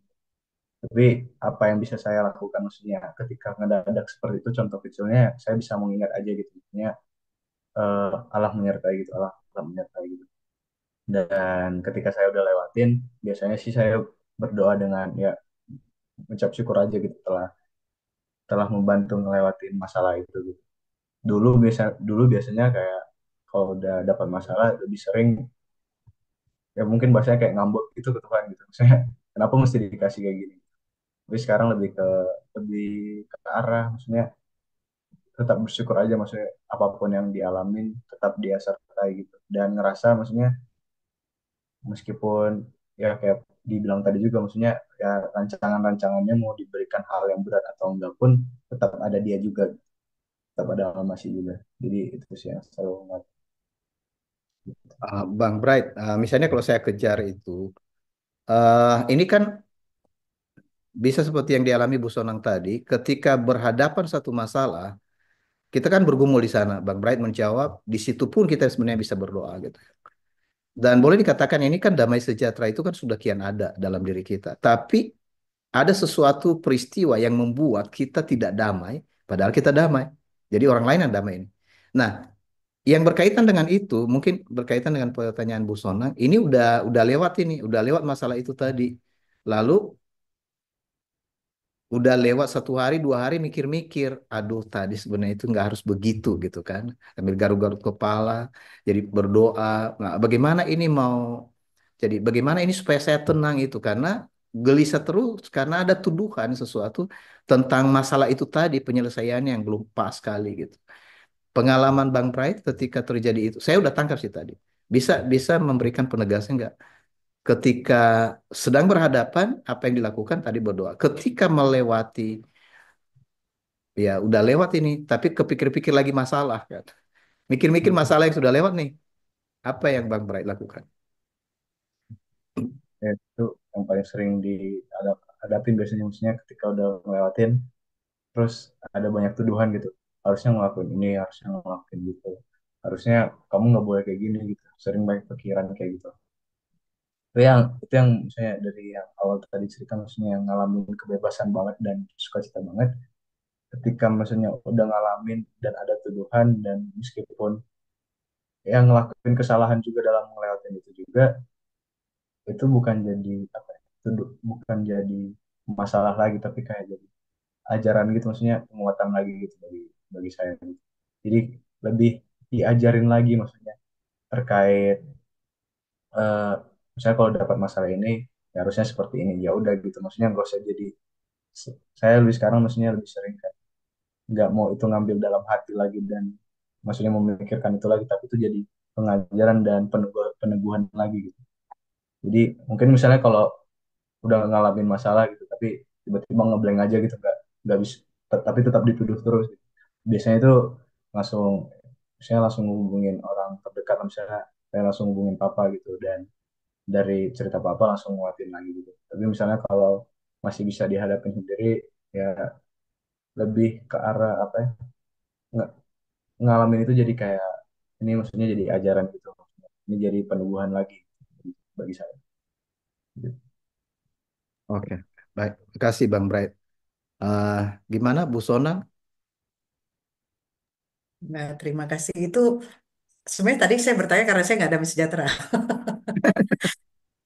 Karena masih ada kepikiran. Tapi akhirnya saya waktu mendapat, jadi saya diingatkan gini, kesalahan itu jangan sampai menjadi tuduhan gitu. Itu yang membuat saya sekarang mengerti bahwa damai sejahtera itu saya udah punya gitu. Yang menjadi tuduhan itu karena saya melakukan kesalahan. Dan itu sebenarnya nggak harus mengambil damai sejahtera saya gitu. Ya, terima kasih Bang Bright, Pak Tony. Atau Oke, baik. Makasih Bu Sonang. Jadi ini menegaskan kepada kita sebenarnya dalam hal-hal praktis dalam kehidupan sehari-hari. Jadi memang kehidupan sehari-hari sudah kita mengalami Injil sebenarnya harus penuh dengan aplikasi ya. Yang basicnya itu adalah Injil Kerajaan Allah. Oke, di sana ada pertanyaan dari Pak Nawang. Seringkali damai sejahtera itu dianggap sama dengan merasa seret. Misalnya ketika kita bertemu dengan seseorang dan kita kurang nyaman dengan cara bicara, bahan pembicaraan dan lain-lain. Maka kita bicara dengan sahabat kita. Aku nggak damai sejahtera waktu bicara dengan dia. Apakah benar damai sejahtera itu perasaan seret? Maaf, saya belum ketemu bahasa yang tepat untuk seret. Itu Kak Rini merespon seret sama dengan cocok atau sesuai. Nah, bagaimana ini Bang Bright? Pertanyaannya, apakah memang damai sejahtera itu hanya berupa perasaan merasa cocok kalau kita damai ini sesuai, atau seperti apa sebenarnya damai sejahtera itu yang dimaksud? Silakan. ya, kalau yang kayak damai sejahtera itu yang tadi Bapak udah jelasin, maksudnya sebenarnya kalau orang udah ngalamin Injil ya pasti udah ngedapat damai sejahteranya. Tapi ya masalahnya, kendalanya ketika kita lupa maksudnya, atau kita ngelewatin lagi gitu, maksudnya kita lupa bahwa kita udah mendapat, larut-larut lagi dalam masalahnya. Jadi kalau mungkin yang kayak yang Pak Krisnawan itu bilang, eh, ketika ngobrol dengan orang lain dan kurang nyaman gitu, Nggak tahu ya Pak, itu maksudnya damai sejahtera atau enggak, tapi kalau mungkin bahasa sehari-harinya bisa jadi damai sejahtera gitu. Tapi kalau untuk bahasa apa ya, bahasa rohaninya berarti juga kurang tahu. Lebih apa Bang Bright? Kurang. Kalau misalnya kan kayak kan tadi untuk misalnya ngobrol sama orang gitu, dan terus ngerasa kurang cocok lah, dan itu bisa biasanya juga disebut kurang damai sejahtera gitu. Tapi kalau biasanya sehari-hari sih biasanya memang itu ya hal yang wajar gitu bilang kayak gitu, karena mirip maksudnya kayak nggak cocok dan nggak damai sejahtera. Tapi kalau misalnya memang hal yang apa ya, bahasa rohani, mungkin bahasa rohaninya atau bahasa akibnya gitu berat, kurang kurang ngerti gitu, kurang tahu gitu. Oke, oke, oke. Jadi, iya, pernah nggak mengalami begini ketika bercerita dengan teman-teman atau dalam pergaulan itu, apakah Bang Bright selalu ingin supaya semua baik-baik ceritanya, supaya semua oke, nggak ada perselisihan, nggak ada, ya, masalah hubungan lah mungkin itu ya. Jadi, gimana menghadapi itu ketika teman-teman kita malah mengabaikan, nggak peduli dengan hubungan, Bang. Malah mereka ya memang sengaja buat kita jadi seperti ya dalam tanda petik hubungan itu jadi rugi terus gitu. Ya, apakah Bang Bray terpengaruh di situ bahwa wah ini saya lagi nggak damai sejahtera nih karena keadaan orang-orang itu gimana tuh? Saya sih kalau ngalamin hal kayak gitu mungkin bukan jadi nggak damai sejahtera, tapi kayak ngerasa nggak nyaman aja mungkin maksudnya, dan ngerasa mungkin kalau misalnya sekarang sih kalau lebih ke orang-orang luar, nggak mereka punya masalah gitu ke saya gitu, lebih ngerasa maksudnya berarti dari sayanya lagi yang salah dan harus mengubah cara saya gitu. Biasanya seperti itu sekarang. Tapi kalau untuk kehilangan damai sejahteranya sebenarnya enggak gitu. Karena justru kalau ngingat masalah gitu jadi munculin damai sejahtera lagi gitu. Karena tahu maksudnya Allah nyertai gitu, dan saya bisa ngelewatin itu. Dan saya bisa ngalamin dan ngelewatinnya, dan sambil mengingat juga Allah menyertai. Jadi lebih apa ya? Mungkin kayak nggak ada damai sejahtera, jadi lebih merasa ada damai sejahtera karena tahu Allah menyertai gitu. Gitu. Jadi istilahnya damai sejahtera nggak bergantung kepada hubungan ya, hubungan dengan orang lain. Kalau mereka ya apapun yang mereka lakukan, damai sejahtera itu kita udah ada. Dan mungkin ini perhatian bagi kita ya, teman-teman saya nggak tahu di sini berawas-awaslah dan berjaga-jaga agar ketika kita menghadapi situasi-situasi itu jangan sampai seolah-olah wah gara-gara ini damai sejahtera aku jadi hilang. Kan sering begitu. Seolah-olah damai sejahtera itu bisa datang dan pergi gitu kan. Padahal sebenarnya damai sejahtera itu kan ditentukan oleh kehadiran roh dalam hidup kita. Tapi kalau misalnya kita malah melupakan, jadi Bang Bright berkata jangan lupakan identitasnya. Ya, itu sesuatu yang paling menarik ya. Makasih Bang Bright. Bagaimana Pak Nawang? Apakah respon ini menolong atau Pak Nawang mau bicara langsung? Ya, Pak One dan Bang Bright ya, terima kasih. Karena memang faktanya kan banyak gitu ya, kita jumpai di orang-orang Kristen terutama ya. Kalau sedikit-sedikit ngomong, saya kok nggak damai sejahtera ya. Padahal kan ngomongnya, saya kok nggak cocok ya, itu lebih enak ya. Tapi memakai kata rohani, jadi seolah-olah itu Tuhan bicara sama dia gitu. Nggak damai sejahtera. Jadi kadang-kadang saya bingung kalau orang ngomong begitu nih, ini maksudnya apa ya? Nggak cocok atau apa gitu. Ya memang betul saya setuju ya kalau damai sejahtera itu kan dari Tuhan itu ya, dari Allah itu kan tetap ya sama seperti setelah kita mengalami Injil itu kan ya dia memberikan damainya di dalam kita. Nah itu kan nggak bisa apa namanya datang dan pergi seenaknya sendiri itu. Kalau nggak cocok sama orang kemudian hilang gitu. Lalu kita apa namanya tadi seperti pertanyaan Bu Sondang, saya mau berdoa deh, berdoa supaya datang damai sejahtera. Jadi seolah-olah kita kok kok begitu gitu. Nah, itu yang menjadi ya apa namanya ya dasar saya bertanya karena banyak orang Kristen yang memakai itu dalam kehidupan sehari-hari. Ya saya sih nggak cocok sih. Saya menghindari sih kalau yang nggak saya kok nggak suka ya dia ngomong begitu ya. Kan lebih enak ya daripada nggak ada damai sejahtera.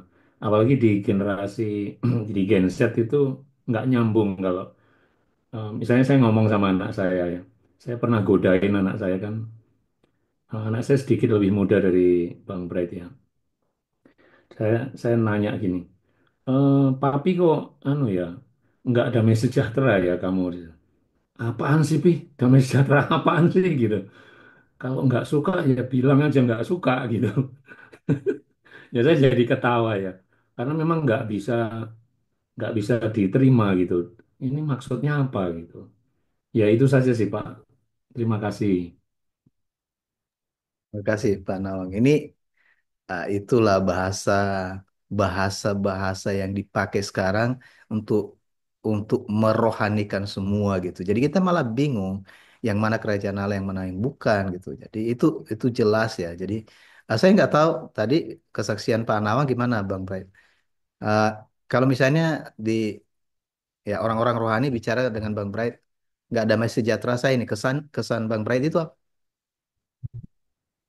Ini kalau kesan pertamanya itu kayak bahasanya kayak bodo amat aja lah gitu. Maksudnya ya wajar misalnya kalau bahasa saya langsung mungkin agak kasar gitu kayak ya udah memang memang gak damai sejahtera maksudnya memang udah pada Injilnya gitu.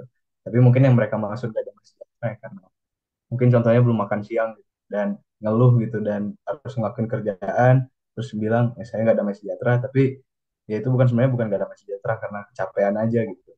Jadi sebenarnya yang lebih sering orang ngobrol ke saya mungkin karena masih anak-anak muda ngeluh-ngeluhnya gitu ngeluh hal yang nggak jelas tapi dihubunginnya ke hal yang rohani gitu. Dan mungkin respon saya pertama gitu ya kayak gitu maksudnya ya, kayak mending gak usah ngobrol ngomong lagi gitu kalau maksudnya kalau bahasanya kayak gitu. Tapi kalau misalnya mungkin ada orang tapi belum pernah sih misalnya ada orang tua gitu kayak ngobrol nggak ada sejahtera karena ini itu mungkin apa yang bisa saya cerita mungkin cerita cerita Injil paling maksudnya apa yang saya udah alami gitu kayak damai sejahtera yang saya alami jadi saya bisa cerita itu gitu ke orang. Kalau misalnya ke anak-anak muda misalnya saya lebih mikirnya kayak apa ya, soalnya yang pasti sering dengar cerita anak muda itu ke saya gitu apalagi anak-anak Kristen gitu lebih sering ngeluh karena masalah hidupnya maksudnya karena mungkin dia minta sesuatu ke bapaknya nggak dikasih terus dia berdoa terus nggak dijawab dan bilangnya nggak ada damai sejahtera gitu. Dan itu kan bukan nggak ada hubungannya sama sekali terkait itu karena memang itu suka ngeluh aja gitu gitu sih Pak. Ya, ya, ya, itu praktis ya. Jadi ya nggak dapat uang jajan, nggak damai sejahtera, bisa gitu ya. Jadi ya, oke, iya, makasih Pak Anama dan makasih Bang Bright. Kita mungkin masuk di bagian akhir ya dari topik ini. Jadi saya fokus di Yeremia sih untuk wawancara ini dengan Bang Bright dan ini berkisar dengan rancangan Allah yang terjadi dalam diri kita, mau orang muda atau orang tua dan mungkin ini berkaitan dengan generasi tadi generasi Z ya, generasi akhir ini mau disebut generasi apa sebenarnya. Nah, Bang Bright. Jadi dalam ada beberapa sih tadi saya sudah bagikan ya ke teman-teman rancangan Allah yang mencakup tiga elemen itu damai sejahtera, hari depan dan pengharapan. Nah, ada beberapa ayat lain dalam kitab suci misalnya panggilan Yesus ya, marilah kepadaku yang letih lesu dan berbeban berat maka akan kuberikan kelegaan kepadamu. Jadi Yesus itu memberikan kelegaan yang punya beban berat. Nah, bebannya itu apa? Bukan bukan uang sekolah, bukan uang kuliah, bukan bukan pelajaran yang tidak diselesaikan. Itu bukan beban. Itu bukan beban yang dimaksud oleh Yesus, melainkan berbeban berat itu gara-gara agak rohani-rohani gitu kan. Rohani-rohani tapi nggak dapat bagian dalam kerajaan Allah. Jadi maksudnya Yesus sebenarnya memanggil kalau kamu mengira kamu melayani Allah dengan cara itu dan kamu mengerjakan sendiri dengan caramu, kalau kamu udah capek, pilih jalan yang kuajarkan. Jadi makanya Kristus mengajak kita belajar kepadanya dan memikul kuk yang dia pasang. Dan itu tidak dapat di dalam kursus Proyek Injil. Dan yang kedua itu di bagian lain, misalnya di Filipi pasal 4 ini ayatnya terkenal. Jangan khawatir, tapi bawa segala sesuatu kepada Allah dalam doa. Jadi kadang kita itu juga kan merasa seperti nggak perlu doa-doa segala macam. Sebenarnya doa-doa yang ritual itulah tadi yang tidak perlu, tapi doa-doa dalam puasa itu, dalam puasa roh itu justru itu dibutuhkan. Karena kita perlukan kontak kontak itu dengan Allah bukan karena kita mau cari-cari kontak lagi dengan Dia, tapi karena rohnya sudah ada di dalam kita supaya kita menyadari bahwa Dia menyertai kita. Tadi diulang-ulang itu Bang Bray. Eh, yang lain itu di dalam Korintus misalnya, eh, mari lebih fokus kepada hal-hal yang kekal, bukan hal yang sementara. Jadi syukur malam ini, saya nggak tahu, tapi yang saya dapat dari wawancara dengan Bang Bright selalu mengarahkan kepada hal yang kekal. Jadi itu memang betul-betul rancangan Allah, rancangan damai sejahtera, rancangan yang penuh harap. Gitu. Oke, jadi Bang Bright, menurut Bang Bright, bagaimana Injil ini, tadi karena ulang-ulang itu, memang bisa menjawab semua masalah dari pengalaman Bang Bright. Apakah memang benar semua masalah yang dihadapi Bang Bright sampai hari ini, jawabannya adalah Injil? Silakan. Ini Pak, maksudnya memang benar itu, misalnya kalau misalnya semua masalah itu bisa ya hadapin dengan Injil itu.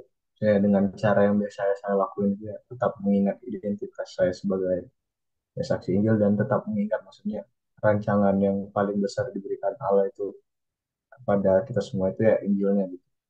Jadi ya karena udah mengingat itu, maksudnya mungkin itu berhubungan dengan udah dapat masalah, tapi kita udah tahu maksudnya kita ini siapa gitu di dunia ini. Jadi kayak landasan kuat kita untuk hidup aja udah ada gitu, tapi masa masalah yang lain juga eh, nggak bisa dihadapin gitu, karena kita udah tahu kita hidup karena apa gitu. Meskipun maksudnya ya saya ngomong kayak gini juga, tapi nanti pasti ada aja gitu maksudnya kendala-kendala yang dihadapin gitu. Tiba-tiba mungkin ngeluh sendiri juga, tiba-tiba ngerasa capek juga, tapi yang saya syukurin, saya sukacitain itu nggak berlarut-larut lagi dan tetap ngerasain sukacita gitu setelah itu, mau setelah itu ataupun lagi ngalamin juga gitu. Jadi mungkin semua orang ya pasti ngalamin kayak gitu karena yang masih di dunia gitu, nggak bisa di apa ya, nggak bisa dipungkirin lagi gitu, maksudnya faktanya memang kayak gitu. Tapi ya gimana cara kita yang udah ngalamin Injil ini untuk tetap bersuka cita dan tetap apa ya, tetap bisa mengingat itu ya dengan mengingat kita sebagai saksi Injil. Itu sih Pak. Oke, baik. Bang Bright, artinya begini, kalau Injil itu memang jawaban untuk semua persoalan, itu sama sebenarnya ketika kita tahu ayat ini, akulah jalan, kebenaran, dan hidup. Jadi ketika kita sepakat bahwa Yesus adalah jalan, dan jalan Allah itu dalam Yesus itu adalah Injil, memang begitu jalannya. Nah, tinggal bagaimana ini diperluas di dalam perjalanan hidup kita sehari-hari. Jadi makasih Bang Bright. Dari Ibu Yuri di sana, damai sejahteranya hanya ada kalau lancar ngobrolnya Pak Nawang. Apalagi kalau sesuai keinginan kita sepihak. Ah, ini nyindir ini. Jadi, jadi ya memang begitu ya. Jadi ya makasih untuk komentar-komentarnya. Dan oke, tadi kalau misalnya kita sepakat bahwa ini menjadi jawaban, Injil menjadi jawaban terhadap semua masalah zaman akhir.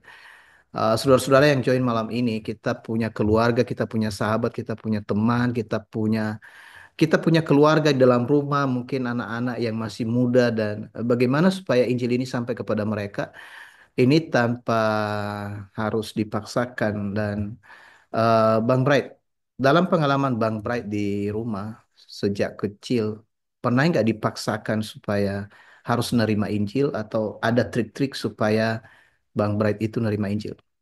Gimana pengalamannya? Boleh cerita dong di bagian akhir. Kalau saya tentang dulu kecil ya pasti gitu, maksudnya tiap hari, tiap jam, tiap waktu gitu pasti Injil-Injil terus ya. Ya awal-awal mungkin ke doktrin mungkin bahasanya. Jadi kayak mungkin eh, anak pendeta yang memang agama Kristen, maksudnya yang memang pendeta di gereja-gereja luar, dia ngedoktrin anaknya untuk gini-gini gitu. Mungkin saya pas kecil kayak gitu, gitu. Karena selalu mendengar Injil, Injil, Injil terus, jadi saya mikirnya, oh ini yang benar gitu. Sampai, tapi itu cuman ngerasa itu benar, tapi nggak ngalamin. Gitu. Dan maksudnya yang fokusnya di mana ketika kita udah ngalamin Injilnya, ya memang udah tahu pasti itu benar, tapi ngalaminnya itu belum gitu. Jadi untuk segi memaksa atau enggaknya sih nggak pernah. Tapi yang selalu papa cerita itu bukan nyuruh saya, ayolah maksudnya ngalamin Injil, ayolah terima ini gitu. Dan nggak pernah ada kata-kata untuk memaksa itu juga gitu. Mau dari papa, mama atau bang Bri juga atau kakak yang di rumah juga nggak pernah apa ya ngebilang tentang hal itu gitu. Tapi selalu apa ya selalu ngingatin, selalu ngasih ajaran juga tentang itu dan sampai akhirnya maksudnya saya bisa terima Injil karena memang dari Allahnya yang memberikan dari informasinya yang memberikan kepada saya. Itu Bang. Oke, Bang Bright, satu lagi. Menurut Bang Bright, di mana tidak ada kekhawatiran? Boleh, Pak? Di mana tidak ada kekhawatiran? Di bumi ini atau di mana atau di apa yang Bang Bright tahu? Oh, nanti kalau di sini nggak ada kekhawatiran. Atau memang di mana-mana ada kekhawatiran? Silakan. Oh, kemarin nggak ada khawatir maksudnya eh, pasti di bumi pasti ngalamin kekhawatiran. Jadi maksudnya kalau yang udah ngalamin Injil pasti bisa ngatasin kekhawatiran itu. Jadi untuk yang memang udah pasti nggak ada kekhawatirannya itu kalau yang dengar dari cerita Bapak juga dan di Alkitab juga kalau udah di tempat yang diberikan Tuhan itu pasti nggak ada kekhawatiran lagi karena ya kekekalannya udah ada di situ.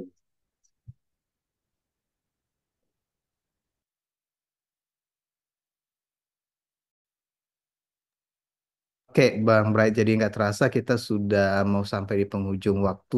2 jam kita udah berbicara dan teman-teman makasih untuk setiap respon juga ya. Jadi di bagian akhir ini barangkali perlu melihat saya mungkin sampaikan beberapa hal ya. Pertama itu uh, tadi kan Bang Bright sudah jawab bagaimana Injil menjawab semua masalah. Jadi masalah itu kan bisa karena misalnya dosa. Injil jawabannya. Masalah tekanan, Injil juga jawabannya. Karena itu sebenarnya masalah pencobaan ya. Pencobaan itu terjadi entah ada tekanan atau tidak ada tekanan. Adam dan Hawa itu mereka mengalami pencobaan bukan di masa ada tekanan, di mana semua baik-baik. Jadi Injil jawabannya, maksudnya sebenarnya bagaimana ketaatan kepada Kristus itu bahasa di akhir ini. Kalau di awal bagaimana taat kepada firman Allah. Yang terakhir itu mengenai arah dan tujuan hidup kita. Gimana gimana Injil ini menjadi jawaban? Jawabannya tentang masa depan kita. Injil itu adalah jawaban karena itu yang membawa kita ke dalam kekekalan. Jadi makasih semua yang sudah dibagikan Bang Bright dari awal dan minggu depan saya ada pertanyaan-pertanyaan yang lain eh, termasuk bagaimana bagaimana menyerahkan kan tadi Bang Bright berkata pasti selagi di bumi ini ada kekhawatiran begitu ya. Nah, pertanyaan pentingnya di sana bagaimana Bang Bright maksudnya menghadapi itu. Tadi jawabannya kan menghadapi kekhawatiran. Nah, kira-kira Bang Bright cara menghadapi kekhawatiran ini gimana? Oke, maaf, jangan dijawab. Nanti kita akan bicara hari Sabtu depan. Oke, Oh, ya, ya nanti dari bagian ini ada tips yang Bang Bray sampaikan sebelum kita akhiri. Mau sampaikan kalimat terakhir apa? apa ya? Eh, nggak ada sih Pak maksudnya ya mau makasih aja maksudnya saya bisa bercerita juga gitu ke saudara-saudara juga yang maksudnya saya ceritain itu pengalaman yang saya rasain dan yang saya pengen bagiin juga gitu ke saudara-saudara lain dan yang buat saya suka cita juga ya bisa membagikan ini juga gitu. Oke, guys. Makasih Bang Bray dan masih ada tulisan di sana dari Bu Yuri. Ketika tetap percaya maka kekhawatiran menjadi hilang. Ya, Sepakat Bang, Injil adalah jawaban dalam segala masalah.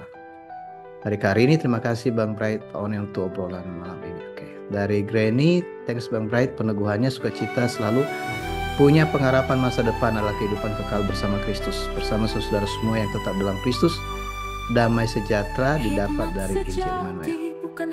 Oke, dan ya itu respon terima kasih yang lain. Silakan teman-teman buka kamera dan saling menyapa, memberikan atau say hello kepada yang lain yang sudah join malam ini. Terima kasih dari saya. Terima kasih sudah bersama. Terima kasih buat Bang Break dan Pak One juga buat program malam ini. Saya di sekali sebelum Pak. Terima kasih. Selamat malam. Dan saudara semua.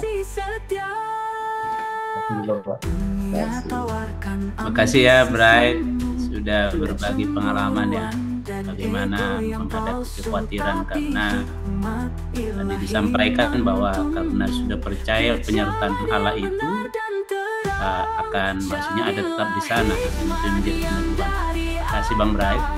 Terima kasih juga Pak.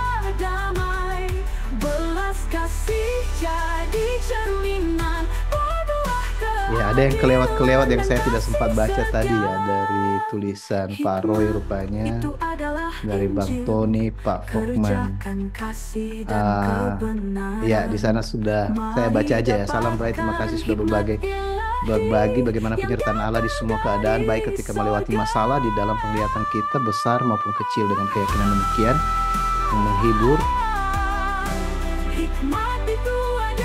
memberikan damai sejahtera itu tadi yang dari Pak Sinaga, masa depan saya sudah ada Injil yang saya sudah terima.